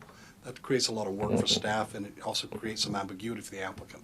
And I'm not advocating excess work, but what I'm advocating is that there are projects, there are applications that come forward with a certain content that suggests that it could go left or right. And I'm not saying that I'm supporting the idea that every applicant, that you have to go to double work, but on something that maybe it wasn't obvious that this could have gone either way. But this is relatively something pretty straightforward and simple. So I'm just disappointed, I guess is the best way to say it, that we can't take some definitive action and feel like we haven't just wasted our time tonight.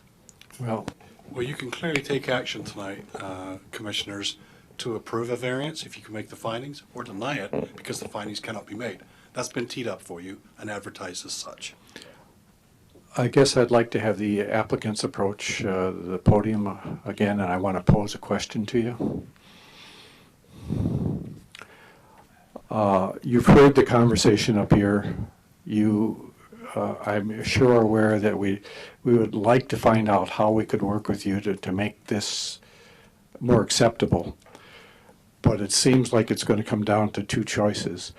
We have the ability to continue the item, to allow staff to go and craft an exception finding, and at least allow you to keep the retaining wall. Perhaps it would also give you the opportunity to present some other solution other than a fence for the way you can create an outdoor living space. Or you have the ability to say, no, we don't want to go through this continuance and put this thing off. Just make your decision, and if the decision happens to be we deny it, then you have the option within 15 days to appeal that decision to the city council and go through this whole thing again to plead your case to them. But they would also be forced into a situation where that they'd have to decide that a variance is possible, given that they could make those findings. So those are kind of the two things you'd have to consider. And if you're looking for a decision tonight, I don't think it's going to be a very good decision in your interest. If you're willing to accept, and I'm assuming that the commission is willing to make a motion to continue the item, but if you're willing to accept that kind of a continuance and put it off for another month to see if we can come up with something that is more suitable, then that's your choice. Yeah, I would just like to continue it as that goes, and work with the planning commission, see if we can come up with something that'll work with them, because otherwise it's very clear that you're gonna vote it down and we have to tear the fence down. So I would rather do something like that. Okay, I think that the reality is that the fence as it currently exists is not going to make it. Well, I understand Okay. that. I'm just saying that, there's. But I think at least you wouldn't have to submit another application. You wouldn't have to submit an appeal to the city council where you'd have to put up some money for an appeal. By continuing the item, this application is still open, and we can come back and we can see if it can be revised to something that's acceptable. Yeah, I'd rather do that myself, yeah. Okay, go ahead. I would like to ask staff if as part of when we come, assuming we kick this over, to come back for a variance for the retaining wall to remain as is. An exception? Exception, thank you. Whether the staff could also look at whether any part of the side yard fence could be subject to an exception which would allow at least a part of what they built on the side yard. That would be the side yard on Berryessa Street Drive to remain. Yes, we could certainly look at that. Just as a point of information, because I think I have probably, with the exception of Commissioner Wellender, most of the history on how we've dealt with it in the past, but typically we haven't given people the full 20-yard side yard setback with a fence, but we've kind of compromised and allowed them to push a fence out 10 feet back or something. So there is some leeway, but I don't think it's likely that we would be willing to go the whole 20 feet. I guess we're That's- confused, excuse me, as to, we didn't know we had a side yard. We thought that whole front section was our front Well, yard so area. Unfortunately, the code does make a distinction between what is considered the front of the house and what's considered the side of the house, what's considered the rear of the house, and then the applicable requirements are applied to each of those. Okay. And even on a corner We lot. were unaware of that, and Yeah. also, it was mentioned to us that we could build a 3-foot 6-inch fence, and that was acceptable. So that's what we did, otherwise we would have Yeah, just but built a 3-foot fence. I read the code, and it's very, very clear in the code that a combination of retaining wall and fence have to be within that 3'6". On top of each other. Yeah. But not when the fence is set back. That Well, was our there has to be a understanding. significant setback of the fence. And how much would that be? Because we have 2 feet, so would it be 4 feet? The fence and the retaining wall, the height of both of those would be combined, no matter where the fence and the retaining wall is located in the side yard Within, setback. okay, within the entire Oh, setback. so, okay, so if the fence were So it was- 20 feet from the retaining wall, it could be only 3 feet high, not, No, if 3 it's, feet, if 6 it's inch outside high. the 20-foot setback, then it can be higher.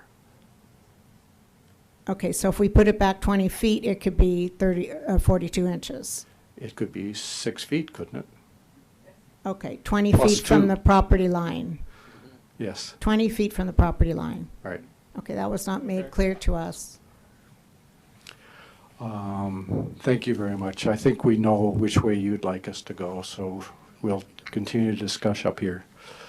Does somebody want to try to make a motion on this then, or, go ahead? So, Mr. Chair, your next coming dates are March the 12th or April the 9th. Okay. Help me out here. Was part of your thinking on this revamping the plan and the landscaping to soften the effect of the retaining wall, the aesthetics of the street view of that? Sure. So typically when folks come before staff at the counter and they want to build an overheight fence, we suggest that the fence be set back at least 10 feet and they provide some type of landscape screening so people walking by on the sidewalk don't feel like they're walking next to a solid wall. That requires a use permit and a variance or an exception to be reviewed by this commission as well. Okay, I didn't quite follow that, but is the exterior of the retaining wall going to keep what it looks like now, or is that going to be softened with landscaping? There's room to be softened with landscape, and I think that's the intent of the application. Fine. We have a landscape plan. It's all in there. Did you not I see understand. I'm just trying to draw it out because I didn't recall. Thank you. Well, I think if we would continue the item, you have the ability to work with the applicant and to try to come up with possible solutions, and then bring it back to us.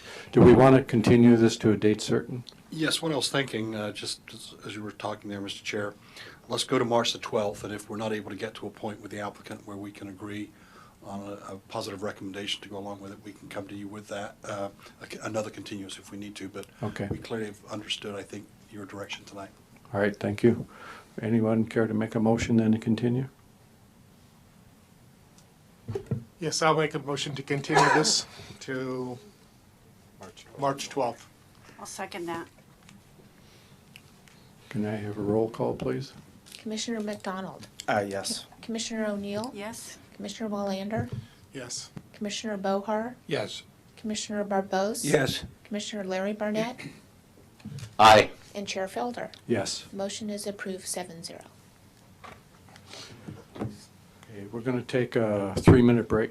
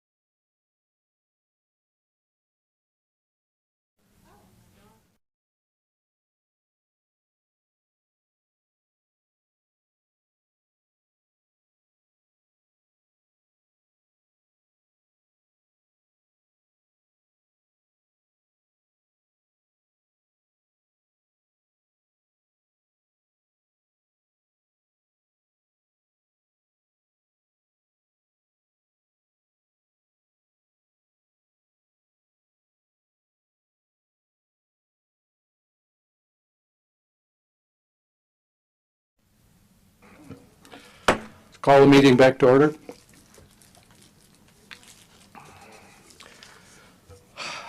Next item is discussion, possible action to approve a use permit exception and variance applications of Lars Langberg for the following: a use permit to construct an accessory dwelling unit over a proposed shed and carport, exceptions to site coverage and rear yard coverage requirements, and variance to the allowed height standards, allowing for an additional 6 foot 11 inch building height for an accessory structure located at 473 4th Street East, including action to approve a categorical exemption. And with that, staff report, Wendy, please. Chair Felder, could I ask the staff a question? I understand that I am more than 500, but less than 1,000 feet from this, and therefore it's discretionary on my part whether I recuse myself. He is within 1,000 feet. I think that's right. Larry Barnett was out, but, well, just a moment, let me pull up the map. Oh, killing me now.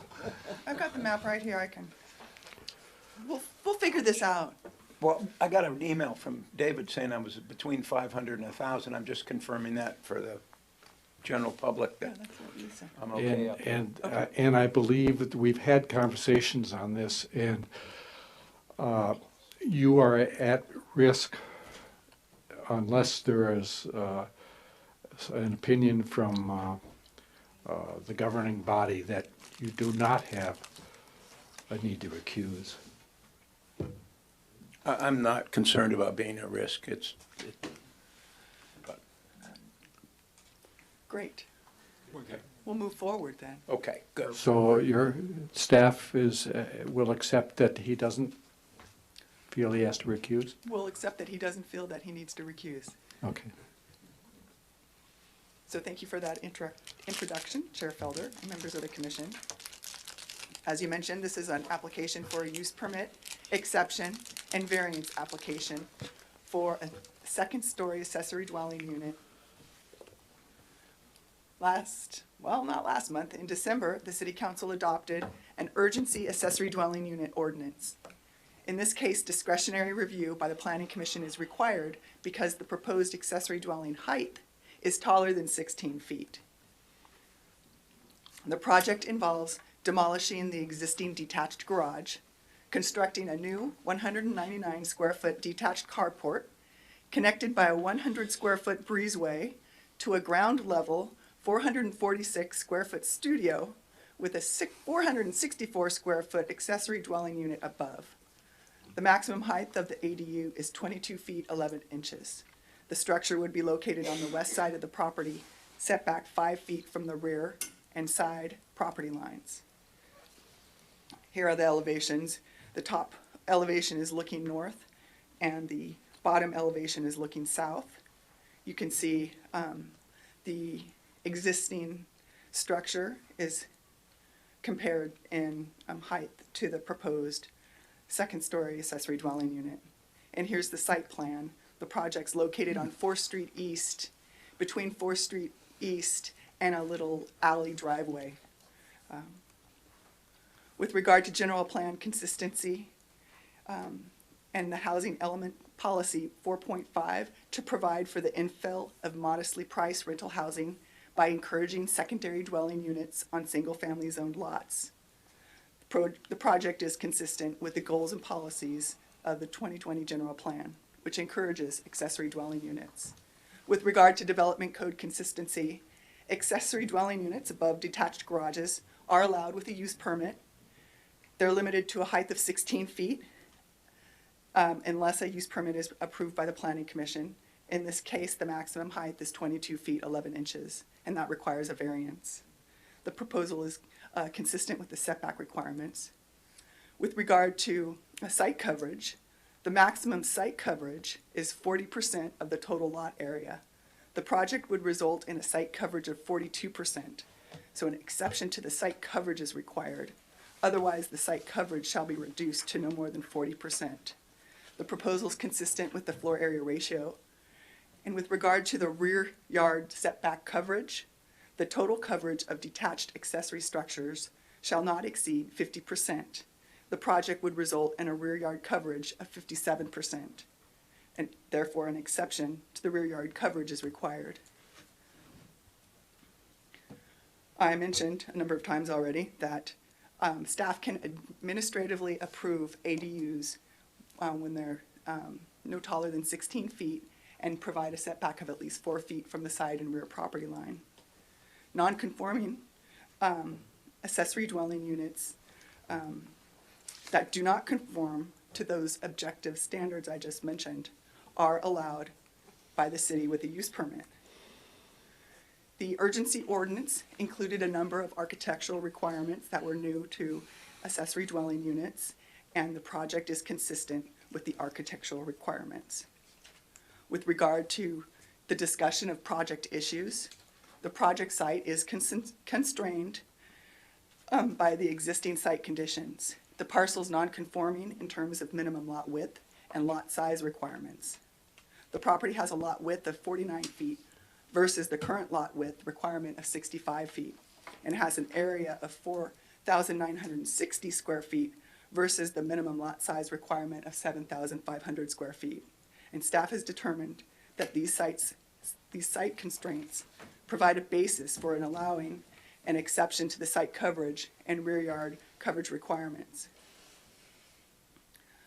In terms of historic development patterns of the neighborhood, there are numerous residences within the surrounding neighborhood and Central East planning area that exceed the site coverage and rear yard coverage requirements. Compatibility with adjoining uses, the properties to the north, south, and west could be impacted. The visual impacts of the placement of the accessory structure need to be considered, especially in terms relating to the properties to the north, south, and west. Staff would note that correspondence has been received from the neighbors from the north, south, and west, indicating that they support the proposed project. So there are certain use permit findings this commission must make in order to approve the use permit. There are certain exception findings that need to be made to approve the exceptions to site coverage and rear yard coverage. And there are certain variance findings to approve the height of the structure. Staff is recommending that this commission approve a resolution authorizing the use permit exceptions and variance subject to findings and conditions of approval. Thank you. Thank you. Questions to staff? So the draft findings contain all and the draft conditions of approval make all those findings? The draft resolution does. Yes, that's what I meant. Thank you. I have a question, Wendy. That alley behind it, across the street is a two-story house. What's the height of that one? I don't know. I was back there walking around. I would think it's at least 25 feet, but that's just my guess. There's actually a cross-section that compares the side elevation to the property next door. Not next door. I mean, across the alley, I meant. Can you show that to me? Question for staff. Yes. What was just up there? In light of this particular applicant, do we have any opportunity to comment on design relative to height? Or where are we limited? Sure. So let me go to the architectural requirements. One of the requirements is that the ADU shall be similar in materials, colors, style, and form of the primary residence. It doesn't really mention anything about height. Okay. I had a couple of questions about the alley and the new setback. I drove down there and I tried to back my truck, and it's not a really large truck, but has the Public Works Department looked at this proposal, and are they okay with the narrowness of that that's being created by the addition? The proposal was referred to the Public Works Department, and they didn't have any comments. Okay. of that nature. And then the second question has to do with the use permit. I guess there's a studio on the first floor and then the ADU is on the second floor. If the ADU was on the first floor and the studio is on the second floor, would we require a use permit? Yes, because the wall height would be taller than 9 feet, and the maximum height of the accessory structure would be taller than 15 feet. Okay. And then the last question has to do with the studio itself. Is the studio a rental unit? Or is that like an art studio or an office? Again, I was assuming it was a studio for art or crafting, but. So it's not a dwelling unit? Okay, thank you. Any other questions of staff? Seeing none, would the applicant like to step forward and make a presentation? Good evening. I'm Lars Langberg. I'm an architect based in Sebastopol. I think what you've seen is pretty clear. Elizabeth Claroux is my client who lives on the property, said property. So she approached me to design, see if we could fit an ADU on this property to give more value to it and create a rental unit on the property. We've worked over many months trying to find the right solution for a very constrained site.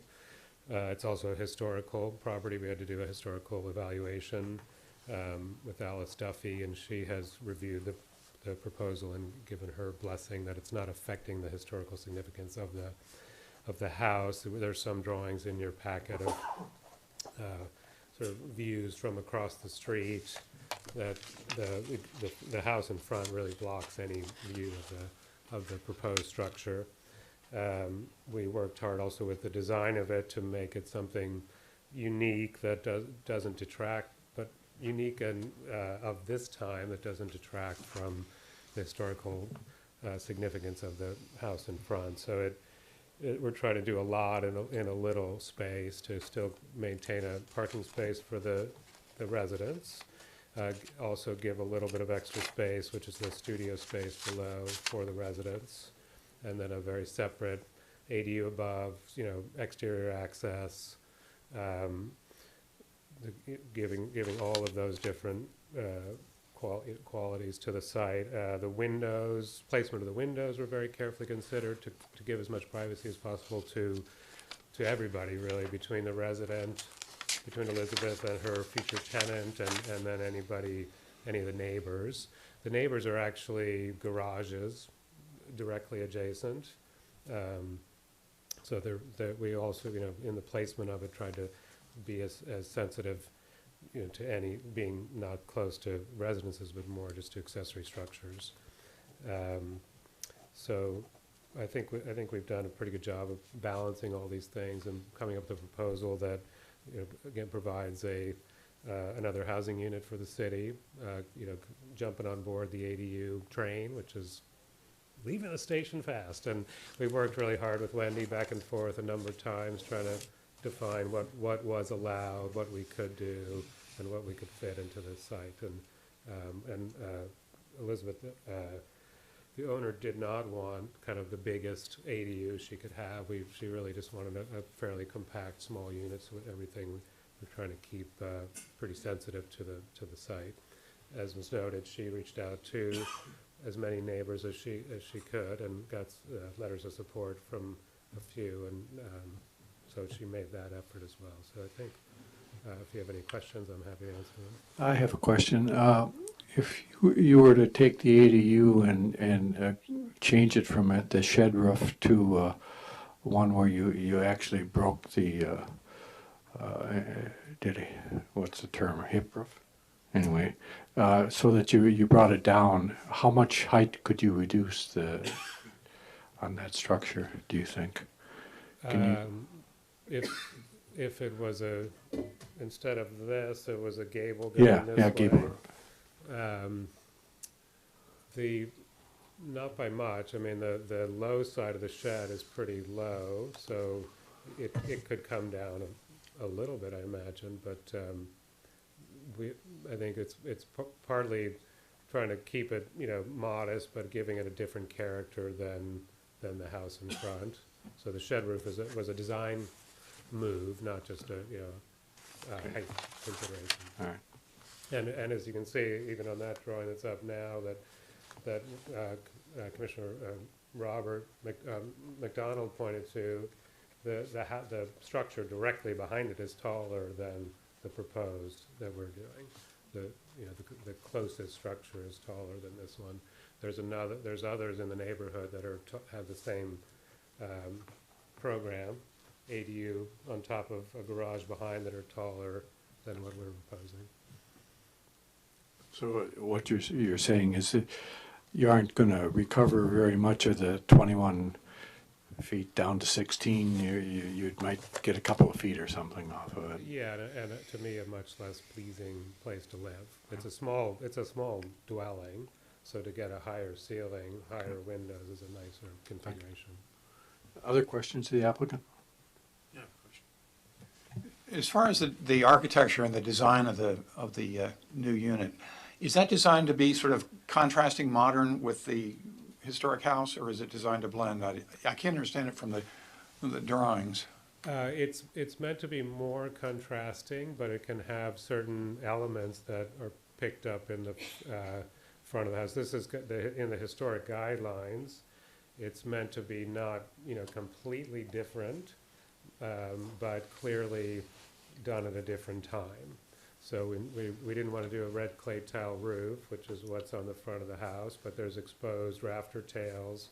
We would do that on the back of the house. The stucco siding of the main two-story structure would match the house. So there's elements we pick up from the front, but it's very clearly trying to be a different style.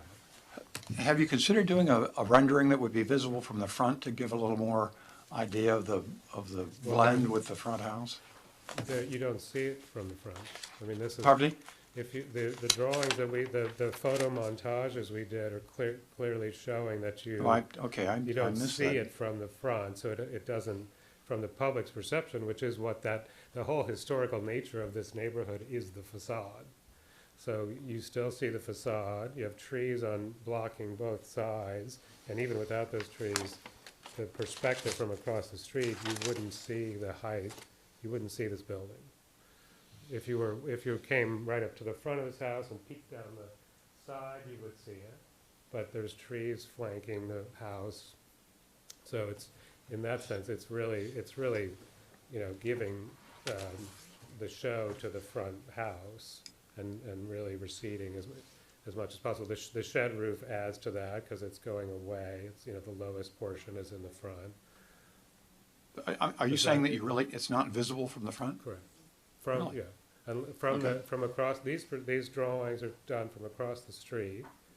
So if you were on the opposite sidewalk and looked across, you can see the kind of ghosted white outline is the new structure behind. So it really even though it's quite a bit taller, the way your perspective is, you would not see it. Again, unless you really kind of snuck down the side yard of Elizabeth's house. Oh, so what I'm looking at now is a sort of a ghosting of the rear put to the front so that it matches. Okay, I got it. Right. It's a little hazy, but I see what you're saying. Okay, Yeah. that's good. I'm surprised. Other questions to the applicant? Thank you. Thank you. Anyone else care to speak on this item?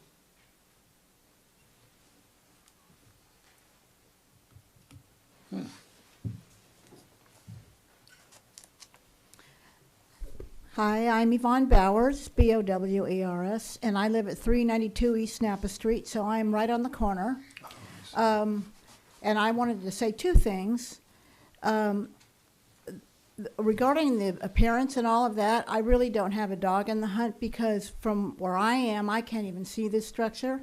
Stanley Abercrombie to my west has a garage that would block it. And Elizabeth lives to my right, and so it's kitty corner from my yard, so I wouldn't even be able to see it. But beyond that, we are a historic neighborhood, and I like the idea of what they want to do with it. But I'm also very much a proponent of infill. and accessory buildings and places for people to live. We have a lot of flag lots. We have a lot of driveways in our neighborhoods. All of our neighborhoods are a little eclectic, and I can't see any reason why this would not fit in with the neighborhood, and I'm fully in support of it. Thank you. Anyone else? Seeing no one, I will bring it back to the commission for discussion, possible action. Some comments. I went down a couple of the alleys, not just this alley, but the one on the other side of 4th Street. And it seems like there's quite a few similar designs there, the ADUs above the garages, and to me it was a really good use of space. And I couldn't tell, I was trying to figure out how to measure how tall they were, but if the perspective is correct that this ADU garage is actually not even as tall as that brown shingle building across the alley, that just seems really reasonable to me. And I don't know what I'm missing here, if somebody wants to catch me on something, but I'm really liking this. Anyone else? I too really like this project and am totally in support of it.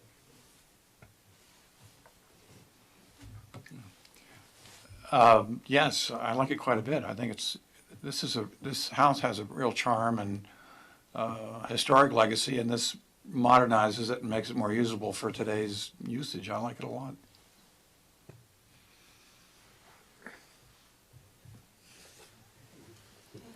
Well, virtually every house on the eastern side of 4th Street has done what's being proposed here, in some cases with much, much larger structures. There's one where it's finished in natural wood. It's almost the buildable width of the entire lot. It has a 3-car garage that's on the alley. It looks like a bigger structure than the original house that's in the front, which were all very modest, and all of these houses were built as part of the Sebastiani winery family employee housing when they were originally built. So there's one that recently sold that's up by the creek across the street nearest to the winery on this west side, and the selling price of that was $900,000. So even the very smallest homes with substandard lot sizes that, as compared to what the standards are today, are pulling quite a price. So I think this is a fine use. I'm in support.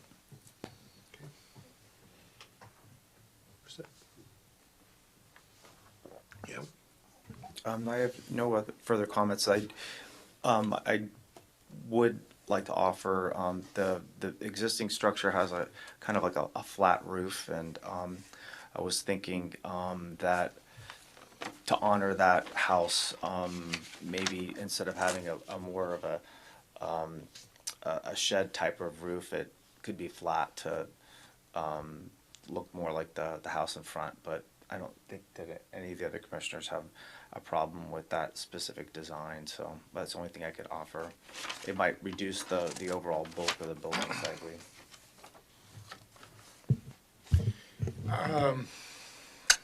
Overall, I support the project. I love the concept of infill. I have absolutely no problem with finding an exception to the increase in coverage.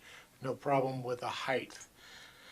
I did not have the opportunity to read Alice Duffy's report. I'm struggling right now with the relationship of the front cottage to the back, and I fully appreciate the considerable effort that you've made to make the addition principally not visible from 4th Street. I think that I applaud you for that. Where I'm struggling right now is just that window of the alley. And part of the reason I bring it up is that I love alleys, and I think that adds to the character of this kind of munchkin block of houses, or this block of munchkin houses. What I'm struggling with, and I like diversity of architecture, but I'm struggling right now as I look down at, there's a rather, further down the alley, there is a rather bulky, darker brown house or structure that abuts the alleyway. So it's not that everything that's been built along that alleyway is necessarily an architectural gem, in my opinion. But I would love to challenge the architect with not stopping the project by any means, but by just simply saying that I think there could be a nod to the front in some fashion. I fully support the idea of creating as much volume in that second story as you can. I think getting the support of your neighbors was huge. I also think that you're in good position because your neighbor across the street that faces the alley does exceed your proposed height. So I have, again, no problem with the height. I'm just struggling right now with a little bit of the diversity of style. And I guess if I had a way to sum it up is that when I look down the alley and I envision this piece of architecture, whereas it doesn't bother me scale-wise or anything like that, it just feels a little bit out of context. And not that I'm expecting it to look like the front house, no problem with that. So those are my comments, and but again, conceptually, height, coverage, all that I'm cool with. It's just something about the nuances of the details, and maybe you can pull it off a little bit tighter and still create some distinction, complement, but not replicate. I'd support that wholly. Got a kind of a question, query. If I'm reading this correctly, the entry to the ADU is from the interior side of the building, not the alley side. Am I correct? Can you, why is that? Well, through the chair, are you willing to reopen the public hearing? Yes, well, we allow you to approach and answer the question.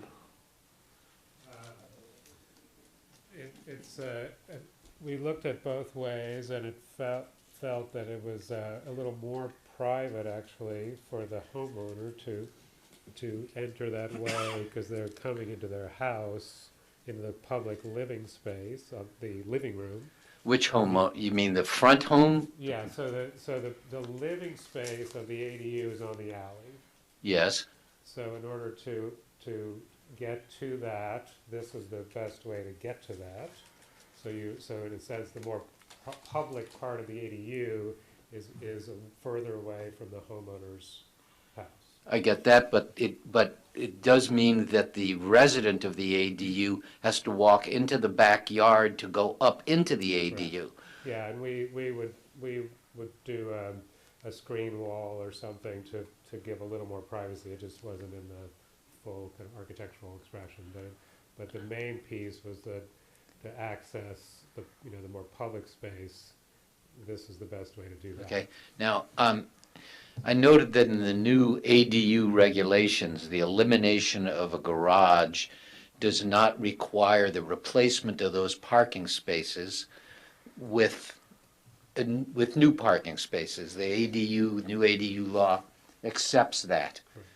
But this structure is going to include, I think you said, a carport for the resident. So my question is, given the nature of the alley, where is the resident of the ADU going to park? On 4th. On 4th Street? Well, they can't park on the alley. There's no space. So are they going to walk from 4th, if they come in their car, are they going to walk from 4th Street along the side yard of the existing front house to get to their unit? How are they going to get to their unit? I think they'd only do that if they have a good relationship with the residents, but they could walk around the block. I mean, that doesn't sound workable to me. Well, that's not part of our our mandate. We do not have to provide parking for the ADU. No, I get it. We're providing an ADU. Yeah. But maybe they ride a bicycle, they don't own a car. They take the bus, or they park a block away. Well, there ain't no bus, but that's okay. I know you're from Sebastopol. We do have a bus. Well, I might tip my hat to you. But it's. Is there a egress along the side of the front house if? There are paths on both sides of the house. Yeah.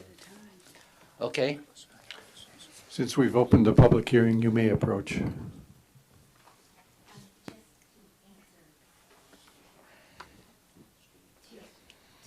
To answer that question. Please state your name for the record. Elizabeth Clareau. Thank you. And I live at 4734 Street East. Thank you all for taking your time to review all of these plans and things like that and spending your evening with me. So to answer that question about the parking in the garage and things like that, so that alley, my neighbor that's across the way in the alley, we have one neighbor that their front door is the alley, right, in their garage. It would be the same situation where they do have a garage, but you know they have multiple cars and things like that. So they walk to and from the 4th Street. We live the closest to 4th Street, like with the alley to 4th Street. It's just one residence right on each side. So versus the whole length of the alley, they're only really going a couple feet to walk to their. They would only be going a couple of feet to walk to their door. Does that make sense? No. Okay. So I'm familiar with the neighborhood because I live over on 5th Street East, so yeah. I walk through those alleys frequently. But my question is, if somebody parks on 4th Street, they're going to have to walk back to Napa Street, around onto Napa Street, then up the alley, and then into the ADU. Correct? Oh, they would park on Napa Street. Well, they could park on Napa Street. They could park on yes. Napa Street. And then just walk down the alley Exactly. two lots to get yes, to your place. Exactly. Yes. Yeah. They would do that. And what about this idea of someone walking past your house? Is that going to be an issue for you? The front of my house? Well, along the side. In other words, if on they the side. parked on 4th Street and Yeah. wanted to get to their unit, no. and their entrance is facing 4th Right. Street because the stairway comes down, Yeah. it just, you know, this is all new. I don't want them We're walking in uncharted past- territory when it comes to ADUs. I don't want them walking past. I'm, a single person that I live alone, and Uh-huh. I wouldn't feel safe having somebody walk by.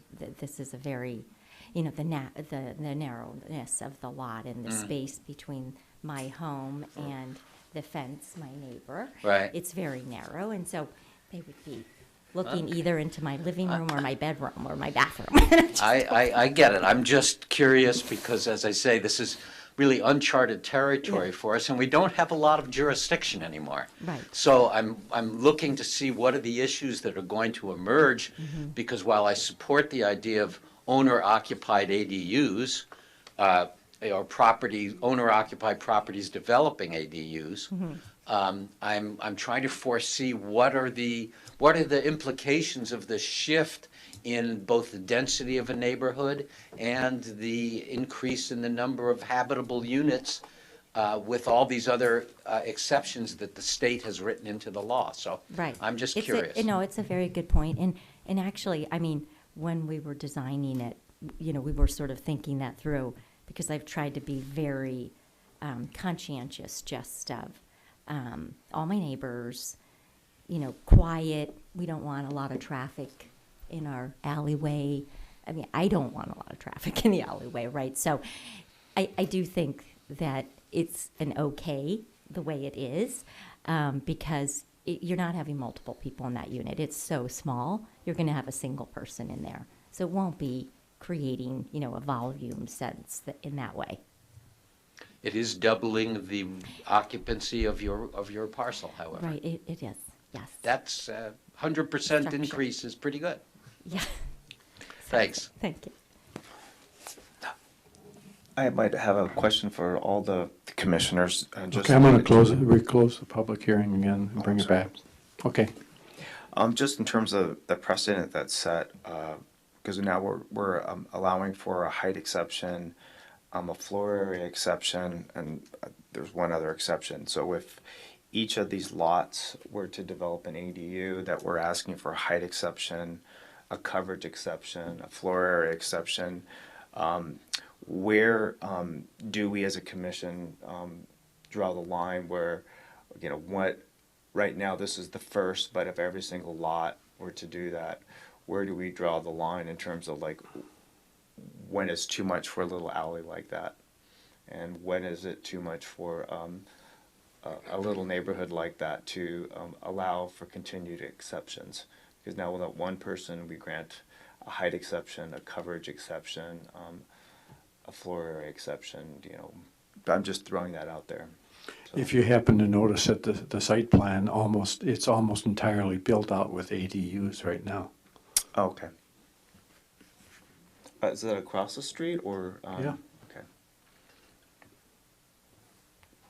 So that wouldn't be a problem for you guys. Okay. Bob, I think I'd add a comment to that. I was impressed by the thoroughness of the neighborhood canvassing. There seems to be universal agreement that fit the neighborhood. I think that's really important. I missed those last renderings. I didn't see those. And I was concerned about the fact that the neighbors might not have been fully informed of what the project was like, but I don't think that's the case here. That I think is very important. I'd look to if someone else wants these kind of exceptions, I think I'd look carefully, make sure that the neighbors were fully informed. I don't think we've noticed some of these things as well as we should. I would prefer something like this to have a rendering on post in the front yard so that the neighbors could actually see that. And I'd suggest that we perhaps think about doing things like that with all these ADUs going up, because it's up to the owner to really inform the neighbors before he gets their approval letters and so forth. Thank you.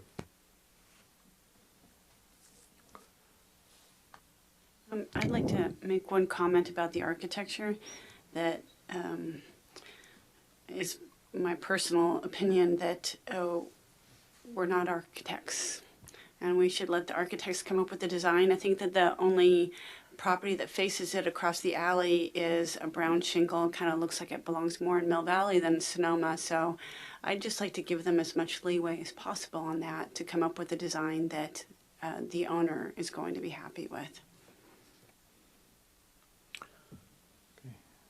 I guess just my comments kind of are supportive of the same positions the rest of the commissioners have expressed. It's a very constrained lot, and so when we talk about site coverage, we talk about rear yard setback, we're not exceeding those coverages by very much. The most significant thing we're doing is exceeding the height limit, but I think the architect has taken that into consideration and dealt with it in the best way possible. And so I think even though I'm reluctant to grant exceptions and variances, I think in this case it's warranted to get another dwelling unit on this property and to do it in a manner that seems to be acceptable. So I've been looking for a motion from anybody.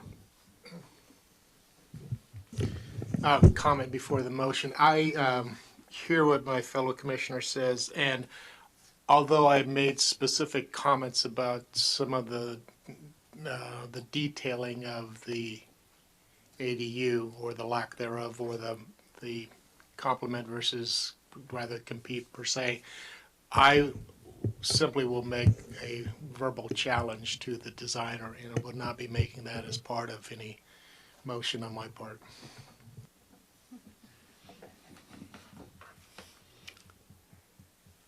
Anybody care to make a motion? I would like to make a motion that we accept, or we grant the exceptions that have been put forth in the proposal, that being an increase in lot coverage, an increase in the rear coverage as well, I believe. And the third, an exception to the height. It's a variance for. So, and you can correct me anything. And grant the use permit. And grant the use permit. Is there a second? Second. If there's no further discussion, a roll call, please. Commissioner McDonald? Yes. Commissioner O'Neill? Yes. Commissioner Willander? Yes. Commissioner Bohar? Aye. Commissioner Barbos? Yes. Commissioner Larry Barnett? Aye. And Chair Felder? Aye. The motion is unanimously approved, 7-0. Thank you.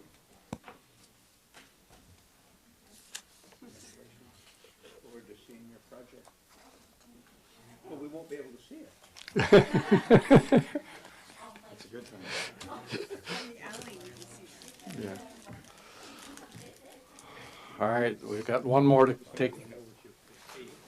One more thing to take care of, guys. Yeah. Okay, so we're on to item 7.4. Discuss, consider, take possible action on recommending to the City Council the introduction and adoption of an ordinance amending Sonoma Municipal Code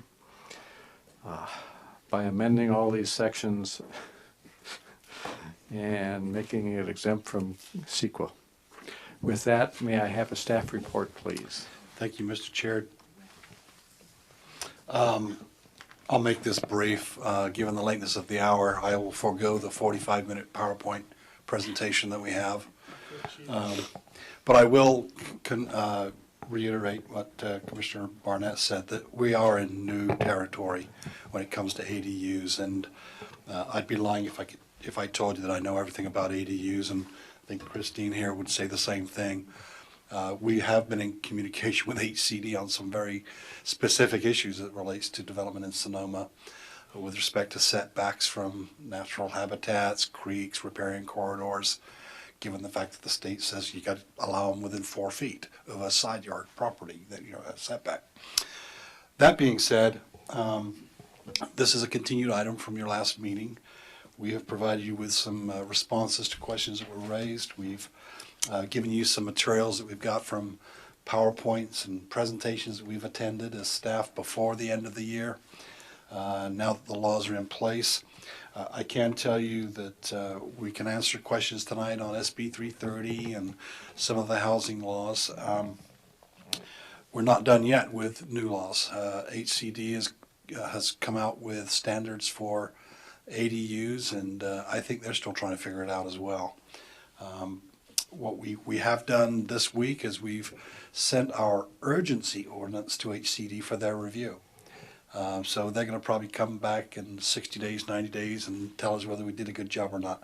They're getting them from all 400 and something cities and 58 counties to try to figure out how they deal with this. So we know that they're going to be busy. So we do have a draft. Is it perfect? I don't know. But what we do have is a request, if you will, to have you forward what we have presented to you tonight to the City Council. If you need another look at it, we can do that too. So the good news is the urgency ordinance does not expire. It'll only get replaced when we provide a new ordinance anyway. So depending on when we get this thing done and to a point where your commission is comfortable to send it forward, we can get to that point. Okay. I thought I read somewhere that there was an attempt to reduce fees that government entities would charge. But when I looked at this chart at the end of this, I'm seeing what looked to me to be exorbitant fees. And I'm just wondering, who's going to build an ADU if they have to pay fees of that? Have we cut those down as much as we can get them, which is philosophically what the state wants us to do? Or are we kind of trying to pad those so we've got a little cushion to, but I mean, they looked exorbitant, to be honest with you. I can't tell you that little chart at the end. At the very end, yeah, the color one like this one, Commissioner Moore. Yes. Yeah, so if I can just give you a little bit of background on that. The answer is yes and no. The yes part is the city of Sonoma, not in anticipation of all the new laws, but to help encourage housing after the fires. The city council created a fund of $30,000 to give people up to a maximum of $5,000 as a waiver to help encourage the building of ADUs. 3 have come through to request a maximum of $5,000, which has been granted.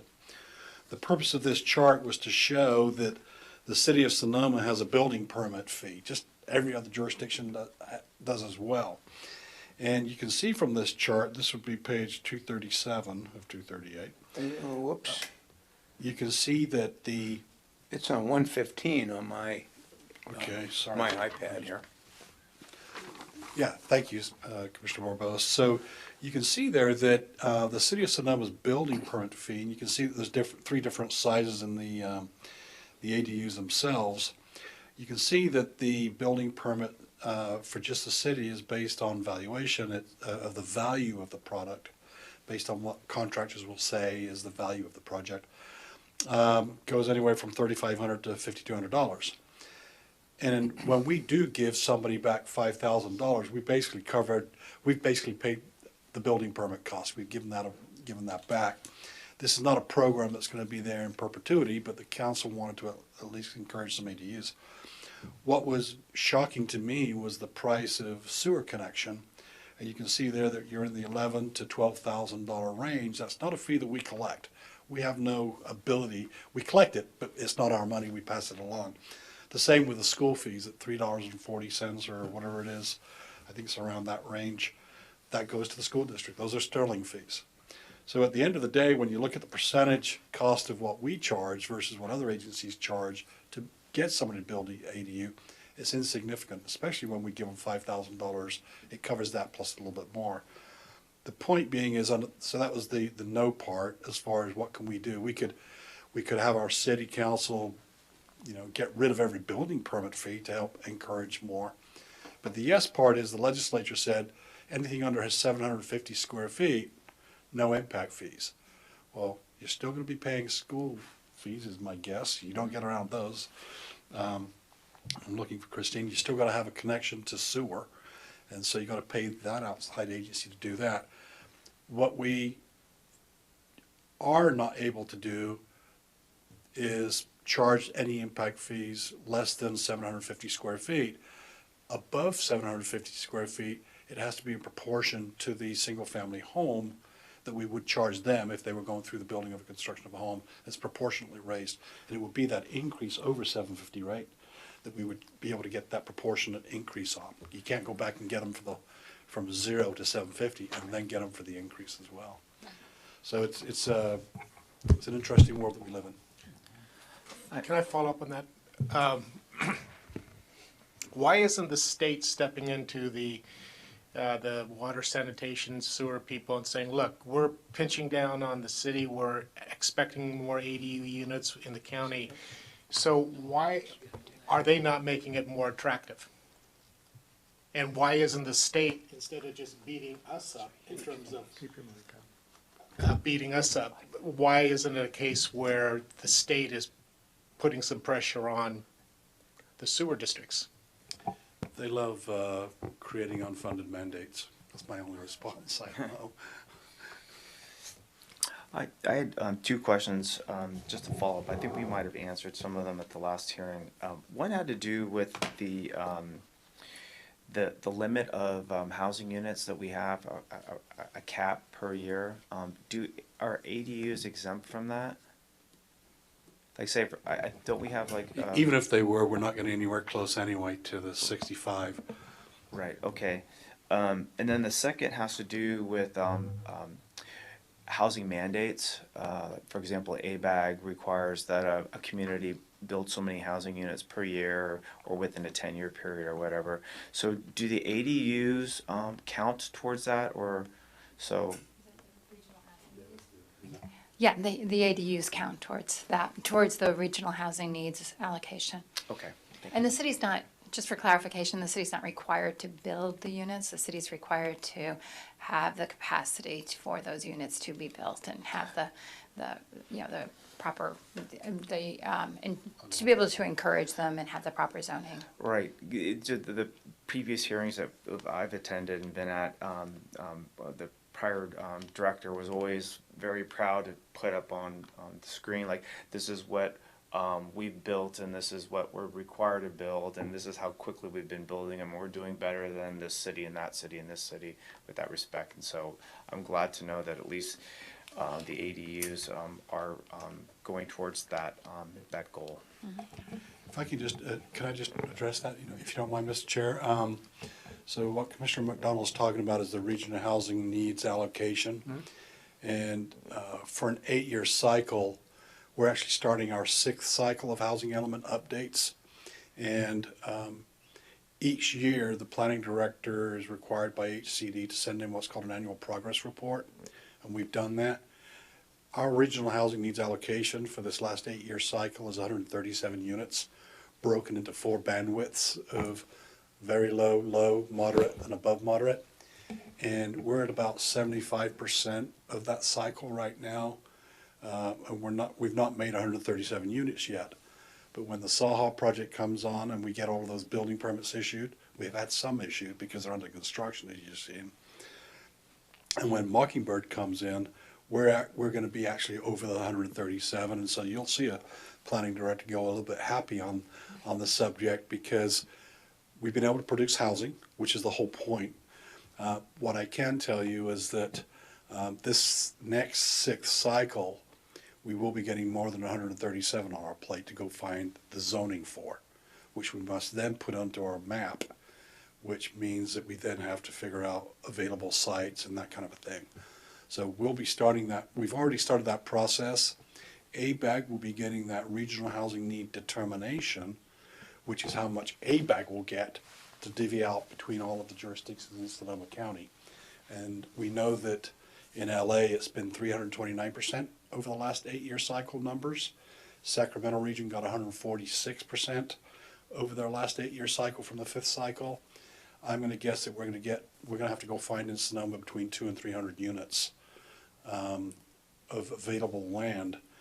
Oh, and by the way, we don't get to use those available sites that have been identified in 2 prior elements because you've not shown a record of being able to get those developed, right? That's the whole point of coming up with available land or opportunity sites. So we're going to have a bit of a problem on our hands if we cannot count ADUs and those kind of things towards that allocation. But if we are able to do that, we can actually look now more comprehensively and say, look, we got the whole city and there's like 10,000 single-family lots, and so we should be able to say, look, theoretically, we could probably build more housing, infill housing using ADUs than these potential infill sites, because theoretically it might be more cheaper for infill ADUs than taking a combined number of lots together to build a total number of units that might make economic sense. There's very few lots like that, so. HCD has already sent out the message that they don't want pie-in-the-sky development plans when you try to come up with the zoning to make those numbers. Certainly ADUs are going to help a lot of jurisdictions. We'll have to rely on that as well. As I said, they're writing off basically those sites that for the last 2 cycles, which were 8-year cycles, we've not developed yet. So why should they believe in this next cycle that we have an opportunity to develop them? And unless you allow those, a program within your housing element that allows you to, within 3 years of that new cycle, that you allow by right those properties to develop. That's the only way I'm going to be able to grab in there and use some of those sites from the last 2 cycles that we've not developed yet. So it's going to be pretty tough for us. The good news is we've got about 1.5 years before we have to come up with that magic. If I may, in regard to your question about the ADUs, typically what you do when you are projecting the number of ADUs that you're going to be building in the next housing cycle, you look at your past production. And you start there, and then you can say, well, we have these new programs in place, there are new incentives, and we're going to increase that production by 50%. So you can justify an increase in the number of ADUs that you've historically created. So, for example, now, because of this new law, if you get a lot more ADUs this year, that would be justification for using like this year to forecast future growth of ADUs and then count those. We would be able to use like Mockingbird Lane, since each one of those lots has an ADU, as saying that, look how much we're able to do just in the first cycle. Exactly. That's good to know. Right, and so those will be counted in this year's, the balance of this next cycle, this fifth cycle, which will land at the end of 2022, when the new element has to be in place with the new cycle. And that is good news, because Mockingbird had the 20 lots and then the 12 ADUs. We typically don't bust more than 3 to 5 to 6 ADUs on a normal year. We've just shown that we've had 3 in the last year because they come in for waivers, and there's probably more that I'm not able to communicate with you about. So, yeah, we're going to have to try to get some credit for those. Go ahead, Larry. I'm less worried than you are, but we'll see as we get down to brass tacks, as they say. I had a couple of questions about the answers to our previous questions, if this is a good time to review those. First of all, on fire sprinklers, I'm still confused. Would an ADU let's say you have a primary home of 4,000 square feet, and you want to build an ADU of 1,000 square feet, that the 4,000 square foot house does not presently have sprinklers. Does constructing an ADU of 1,000 square feet mean that you must install sprinklers in both the main house and the ADU because it comprises more than 10% of the square footage of the existing structure? Yeah, that's what it says. So the 1,000 square feet is 25% addition. Yes. And so the ordinance says that if the addition is 10% or more of the existing floor area, and the cumulative building permit valuation for all Right. building permits is 100,000, so it has to meet those two conditions, then the house and the ADU has to be Okay, sprinklers. so in other words, the ADU is considered an addition to an existing structure, Yes. even if it's not attached. If it's not attached, so that's if it's not attached, then the ADU, says it here,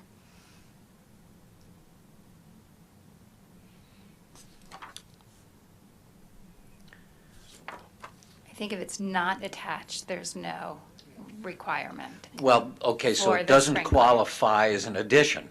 Right. And it doesn't qualify for a calculation of an enlargement of a structure.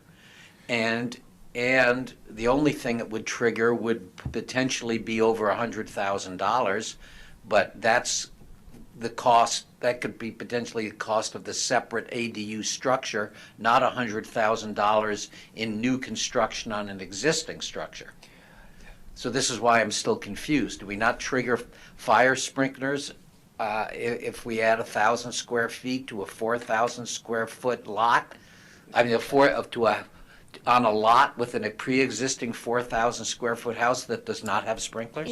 If it's a detached unit. Yes. And the 4,000 square foot house doesn't have sprinklers. Yes. Then the detached unit is not required to have sprinklers. That just sounds completely goofy to me. Well, Now, if the ADU, say, costs $150,000 to build and is valued, wouldn't that in and of itself require that the ADU have? that's not how I'm reading it. But that's inconsistent with the state uniform building code, so I don't know what they want. That's why I'm confused. So, especially for anything that is in an urban interface, a fire zone, it's inconsistent with the state's recent requirements for building codes in the urban interface areas. Okay, so maybe the ordinance is inconsistent now. No, it just means like you were saying that the state doesn't know what it's doing, so. Okay, That well, seems to happen a lot. I mean, we're going to live with whatever language is recommended, I suppose. It just seems to me that it makes neither logical sense nor does it make fire safety sense to have ADUs not trigger fire sprinkler requirements. I mean, They do if they're attached. okay, and I think, once again, that's just absurd. The fact is that the point of the fire sprinklers is not to save structures, it's to save lives. And that's why they're required in residences. It's not about protecting the house. It's about giving people time to get out. So anyway, I got a couple more, Steve. Let me finish it up. I looked up housing organization on SB 330. Doesn't match what we have here. SB 330 said a housing organization is any home building organization. They didn't distinguish it from a nonprofit. They said it's just, it could be Nova Construction. Yes. That's a housing organization. I saw that too. Yeah. But when I called Assemblymember Ting's office Yes. on recommendation from HCD staff, they said that the intent is that it's a nonprofit housing organization. You can't believe what people tell you. Well, I understand what you're saying, but I ran these definitions. The law by the is staff, the law. But there is no definition for housing organization Don't leave it. in Don't that leave. in that statute. Well, okay. If I could just make a quick comment too, totally unrelated to what we were just having fun with. This is the problem when you get multiple authors on the same topic. We had 6 major bills on ADUs. This one is Ting.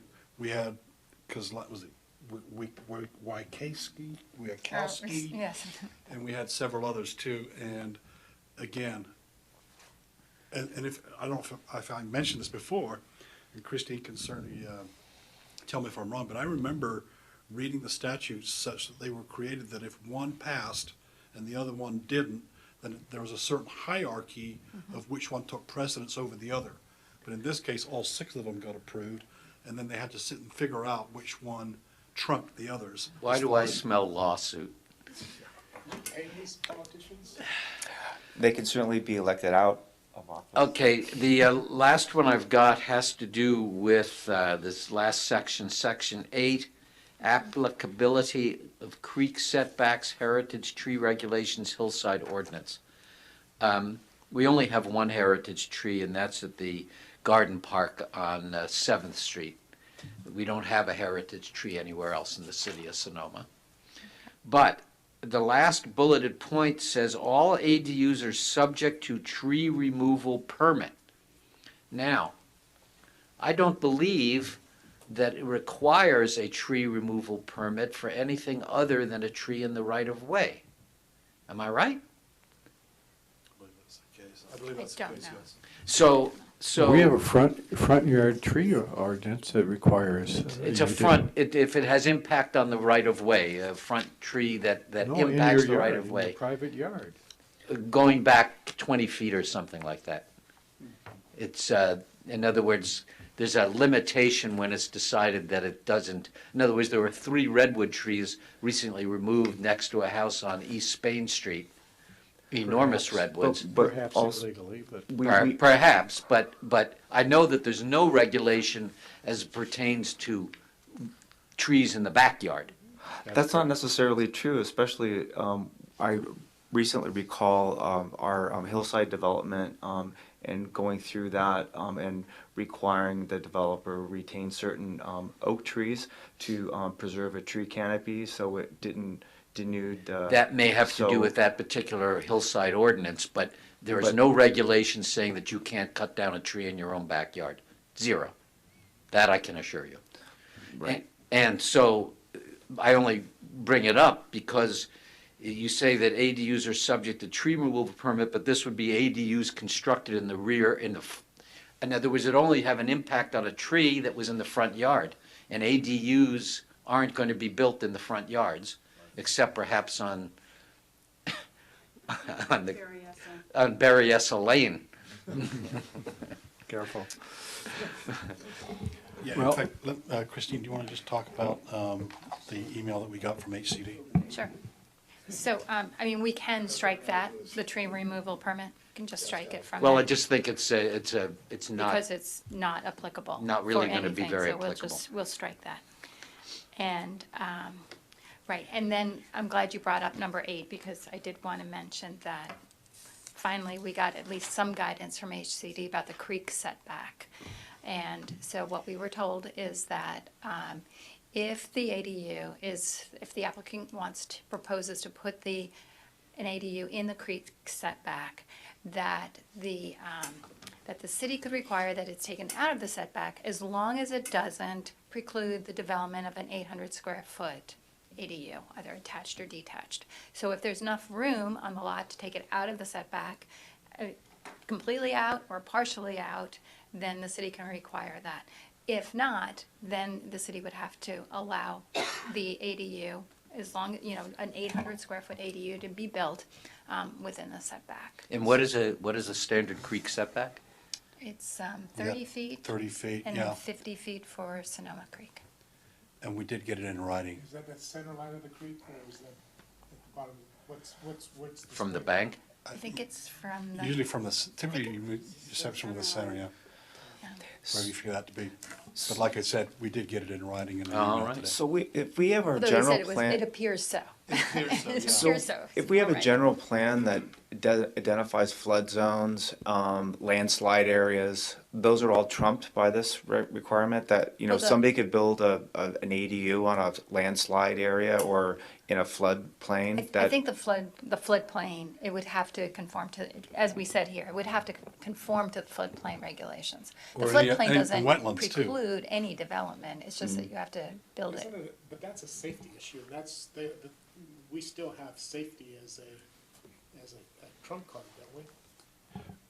Yeah, and the same thing goes to whether it's wetlands or any other kind of riparian habitat, creeks specifically. I think what they were doing was they were just thinking that everything was a cookie cutter, traditional neighborhood with zero terrain or slope or anything like that. And as they're getting questions, they're going to have them to be changed the law, I think. Yeah. Okay, well, we have an item on our agenda here that we're trying to get through tonight, and it's nice to talk about all of the interpretations of what the state has given to us, but what would you like us to do? If we feel that you've responded to all of our questions to the point that you've drafted an ordinance that, as far as you know, covers the state law until we submit it and find out, I think you're desiring us to pass it on to city council. Yeah, we'd like you to forward it to the council as it is. I mean, we could deliberate this with nuances for 6 months, but. Well, here's a couple of, another thought. You could forward it to the city council. If you have additional comments, we can still make changes. I suspect we are going to be making some more changes as a staff to the council, but we could at least say that the planning commission has reviewed it and forwarded it as presently constituted, unless you'd like to say not only that, but there are some changes we've directed staff to make before it goes to council. The good news is we may even get a response back from HCD saying, no, you've got to change this, and this before it goes to our council, because I don't want to go to the council knowing that it's, full of holes or something. So there's that sensitivity point. They haven't indicated to us how long it's going to take them. But if they are to send us comments back, we've got 30 days to respond to those to change our ordinance. And by the way, Well, is it prudent to submit this draft of the regular ordinance before we hear back on the urgency well, ordinance? that's the sensitivity that I'm going to have to kind of judge with the city manager and with our legal staff as well. In a perfect world, I'd like to get your commissions forwarding it to the council, and then I can sit and determine whether I wait or not wait. Because ultimately, I could take a resolution, or excuse me, an ordinance, and then I have to send that within 60 days to HCD. and that may happen before I even get comments. I don't know whether I'm going to get comments back from HCD. That's the problem. Question, again, back to the sequence of events. Did I understand correctly that right now our ADU ordinance is basically the emergency ordinance that was passed before the end of last year? And the state is okay with that, but now you have forwarded to them for their... No, the state has never seen it up until Tuesday of this week. But they now have it. They now have it, and we don't know if they will provide comments. Christine's saying that they will provide comment. I just don't know when. Do you have any idea as to what they've been doing? I don't know when, but I have seen some ordinances that other planners in other cities have submitted, and I've seen the comments come back from HCD, and they're pretty extensive. In a 4 to 6 week period, or 2 months, 3 I don't months? know how long it took them to get it And back. I can find that. And the reason I'm driving this is that it just seems like, as I have read through this thing, I get the twitch in the back of my neck. And I'm thinking it would be better, because again, we're not a typical community. This is a historic community. This has a lot of a special nature. And it just seems like if they're going to dump this on us, I would like to kind of do a little bit of pushback and try to craft something that's a little bit more in our better interest than necessarily just bow down to them without necessarily creating a tremendous amount of extra work for the planning staff. It just strikes me as they make these general proclamations, they make these broad strokes thinking that it's applicable to from Oregon to Mexico, from the ocean to Nevada and Arizona, and it isn't. And that's what's so frustrating. If you recall, the law basically said that were we to not have created on our own, that their state mandate would have occurred January the 1st. Oh, and by the way, if you have one currently that was inconsistent with the law, it was going to be null and void anyway. So we came up with what we thought responded to our own uniquisms, and I waited until the 56th day to send it to HCD instead of the 60th day, wanting to kind of have the time to review it as we've been doing with your commission. I would say let's get our regular ordinance to HCD so they can review it as well. And that way we've satisfied the law. We've got our own regular ordinance in place as opposed to the urgency, and then they can tell us to change it if we need to. Do we have an opportunity, for instance, if we submit our proposed ordinance and they comment on it, does that preclude any other opportunity down the road to make some additional requests for changes? We can always come back and amend our ordinances anytime. I had one question about rent control, because I know that the state has recently adopted some broad stroke regulations with respect to rent control for any rental. So, and I know our city doesn't have any rent control ordinance in place right now, but can we add language that reinforces the fact that any ADU that's built under from day forward, that it be subject to at least either A, the state requirements for rent control, or B, any sort of ordinance that the city may initiate in the future with respects to rent control for these units?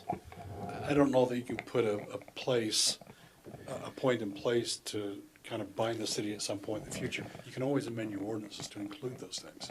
I just want to make sure that if we're doing this, we're creating affordable housing units. We're not just like building buildings for that aren't even used. They're just used for speculation, and sometimes realtors will encourage their homeowners to max out to see if they, to maximize the property value, and they're not being used for housing. So, but yeah, I think in that regard, it'd be difficult to monitor it, because even if somebody buys a rental house, an investment house, we can't make them rent it out. So I hear what you're saying. People can build one and then they just use it for when the family comes to visit or whatever. I think that would be really, really a good idea, but I think it would be pretty challenging to be able to monitor that. Well, I'm thinking more in terms of when they are rented out, that there is controls in place, or there are controls in place that require that the homeowner or the property owner conform to the rent control requirements of the state of California. that'll be the default anyway, whether we put that in our ordinance or not. Before we have any further comments, I want to just open the public hearing. Is there anybody who would like to step forward? Seeing none, I'll close the public hearing. Now we're back to With regard to this issue that's being discussed, I want to bring your attention to Attachment D, which speaks to, and unfortunately, David, this just is another thing for your list. The city's got to develop a plan that incentivizes and promotes the creation of accessory dwelling units that can be offered at affordable rent as defined in Section 553 of the Health and Safety Code for very low, low, or moderate income houses. Department shall develop by December 31st, 2020, a list of existing state grants and financial incentives for operating, administrative, and other expenses in connection with the planning, construction, and operation of ADU with affordable rent as defined in section blah, blah, blah for very low, low, and moderate income households. So essentially, this is saying that the city has to develop an affordable housing plan for ADUs. To incentivize. And we have to do that in our housing element as well. Let me just say that HCD has a lot of vacancies right now, positions to fill because of these new statutes. That's all I'm going to say. Yes. I have a very mundane, just sort of basic question about this ordinance. I'm looking at, wait a second, what page am I on here? Page 11. What is it? It's H6, having to do with JDUs. And it talks about they're required to be entirely within an existing and proposed single-family structure. Do I take that to mean that you cannot put one in a garage? Because that's not a single-family structure. That's a garage. Like a person with an attached garage seemed like it'd be ideal for creating a JDU, but this seems to prevent it.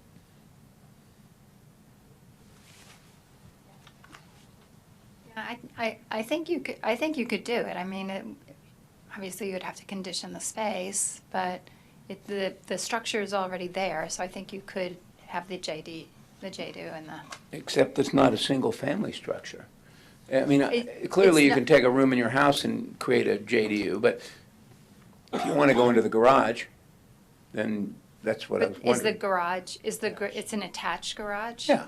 Yeah, I would think so. Okay, but if it's detached, no? No. Probably not. No, Okay. not if it's detached, right. Larry's moving into my garage. With the drum set. Will it be habitable?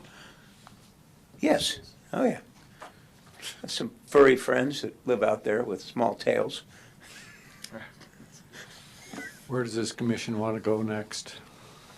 Let's pass it on to the council. Yeah. I have a question in the area that prohibits conveyance of the units. It says sale, and I've heard the context also suggests condominiums aren't going to be allowed. Is that accurate so far? In terms of selling a unit on someone's property, condominiumizing the site and selling the ADU? Yeah, I think the whole point is that you can't sell the ADU, whether it's a condo or there's no way to divide it into a lot for sale. You can't make a condo on the Right. site and do Right. that. You could literally, legally, but you can't do it according to regulations, right? Right. So my question is, I'm concerned about commercial interests speculating in these things and making an inventory out of a collection of these things. It seems inherent in the non-conveyance that we ought to have the prohibition against long-term leases in there. Because you can do a ground lease for 30 years, equivalent to the mortgage, you can get financing on it, and it's tantamount to selling it.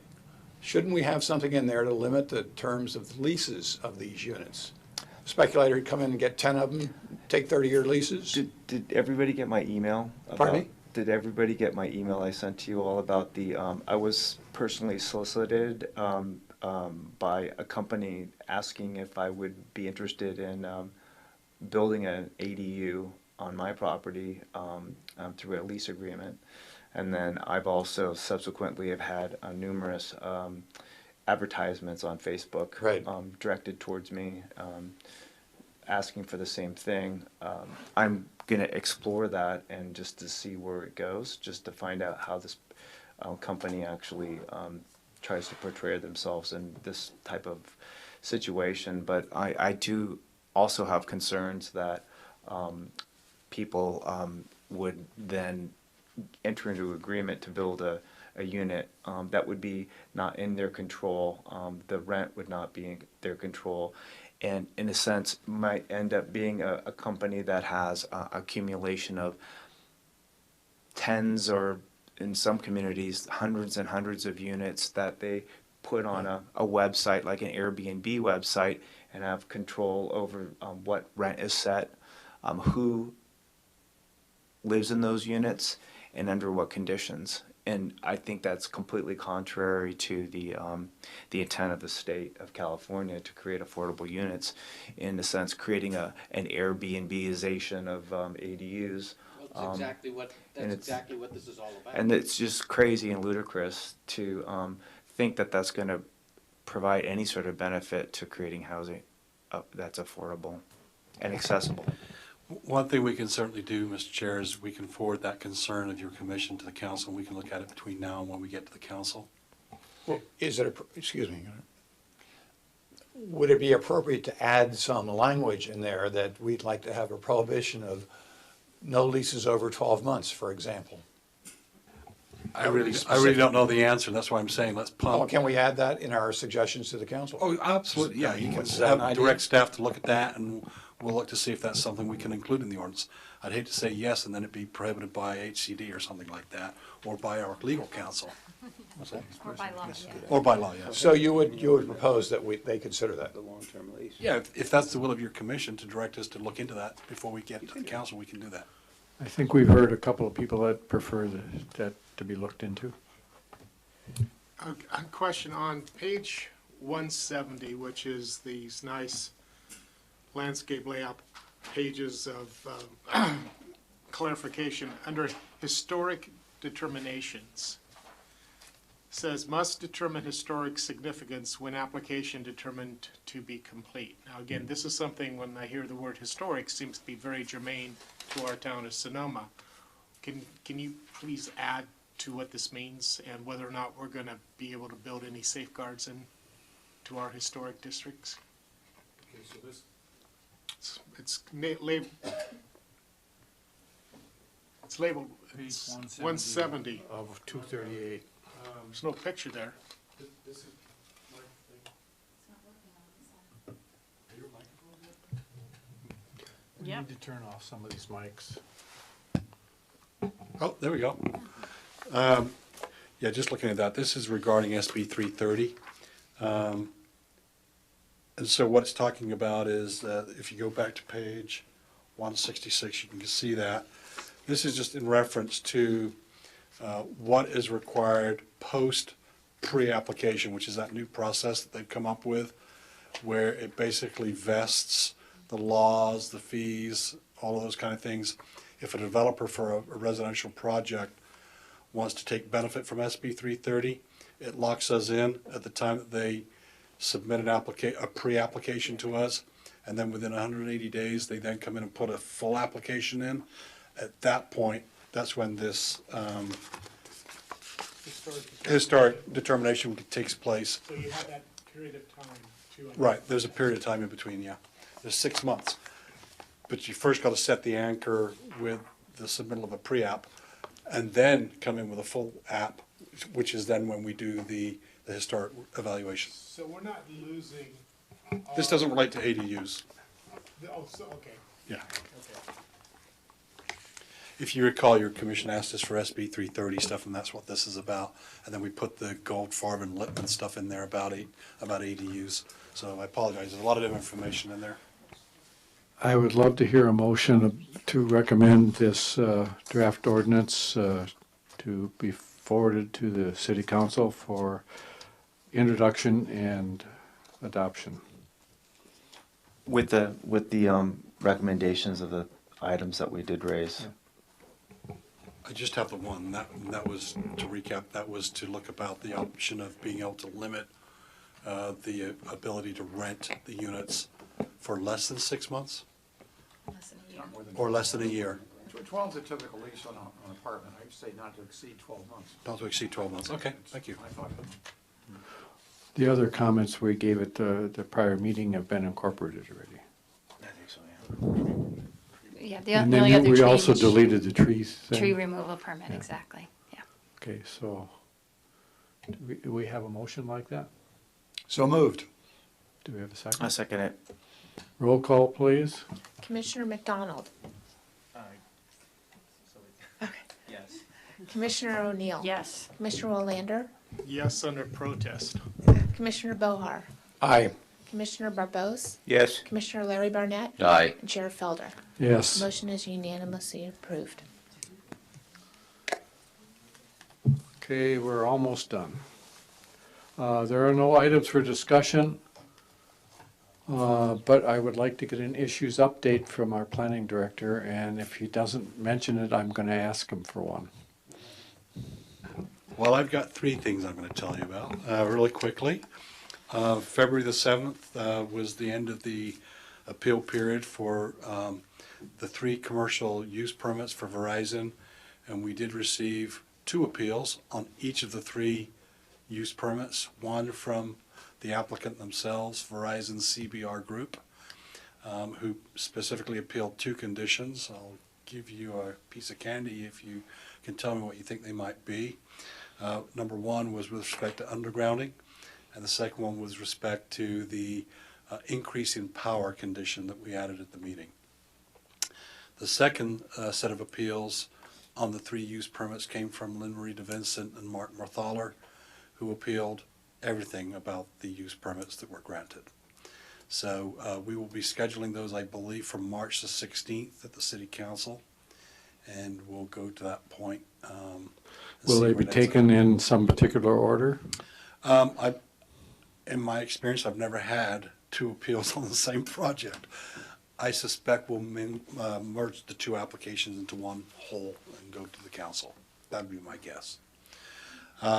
Second thing, next Friday, February the 21st at 3 p.m. will be the close of the window for people to submit cannabis applications. So I can tell you that I've been in touch with at least 10 vendors who have been asking me very specific questions. So I'm thinking that there will be close to 10.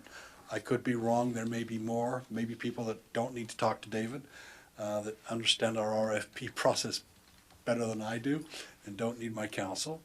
And we'll see where that ends up. But again, next Friday we'll know how many applications we have received. I cannot read my own writing. Oh, excuse me. March the 2nd is when we anticipate going to the City Council on the 1211 Broadway project subdivision. It was, if you recall, it was appealed. Your commission's action was appealed. It has been scheduled for that date. I can't promise that it will be heard that day. I do know that the applicant and the appellant are in conversation with one another, trying to resolve some issues. That concludes my comments. Did I hit your? No, you didn't. I would like an update on the council action to form subcommittees for both working on the development code and the UGB. I believe the city manager and the council members that are involved are in the process of getting that established, so I can report back at the next meeting. But is it my understanding that from the way it was worded at the council meeting that right now it's a committee of 2 council members with no other additional commission support? Not formally, that is correct, but I believe there's an intent to involve the commissioners and members of the community in those meetings. How would they involve them? I'm not aware at this point in time. I'm hearing that they're trying to avoid Brown Act situations, but seems to me any meeting that they involve a commission or even outside interest in results in our public notice and minutes and the whole works. So I don't know why they aren't just appointing planning commission members to be on their committee. And the follow-on to that is, if they don't, I think we as a commission should either form our own ad hoc committee to look at the development code, or I would be happy to call special meetings to have just that discussion amongst the entire commission to iron out what we think needs to be done in the development code. Because I think we're in a position now where it's going to drag on, and if two council members don't solicit public or commission support for topics that they're not intimately aware of, I don't think we're going to get our interests served. So I really would like us to be doing something on our own. Mr. Chair, we were all at the same meeting. What I heard was that there was a desire to have that community input, which included your commission.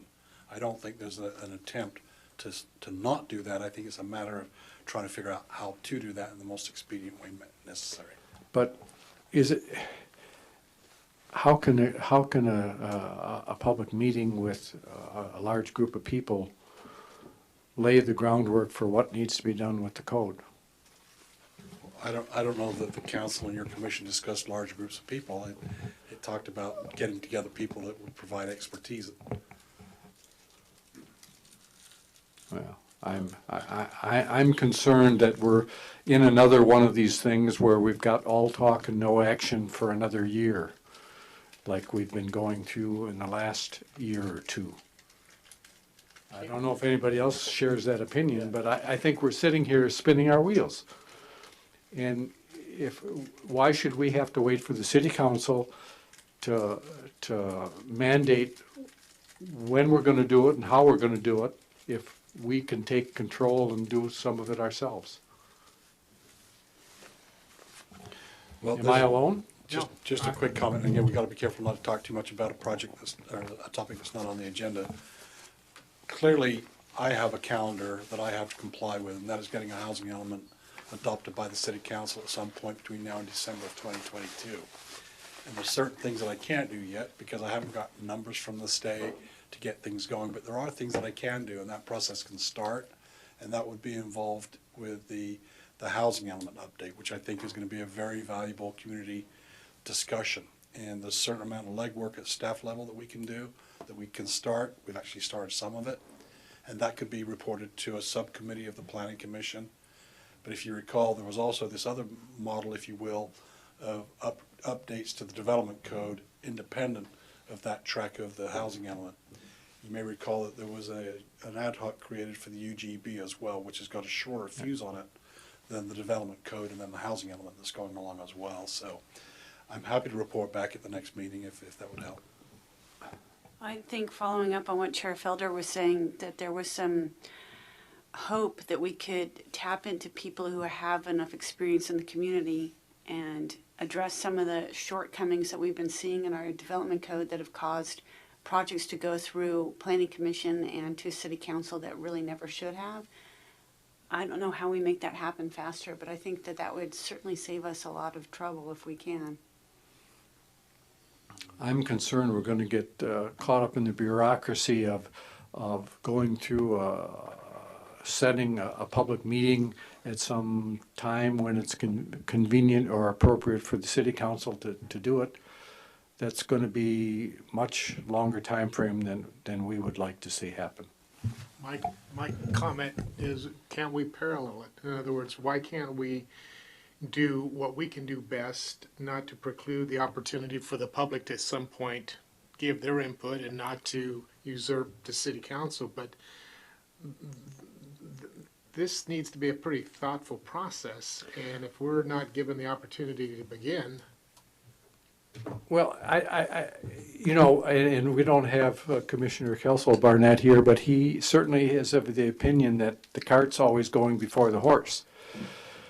And I think this is an opportunity for the Planning Commission to get in and start to do the work that we're most familiar with before it moves on to the council. I'd like to see us have specific input to the council that they can chew over and accept or reject. No, and let me say that the reason I applied to be on this commission was above and beyond anything else because of the update of the general plan and the development code.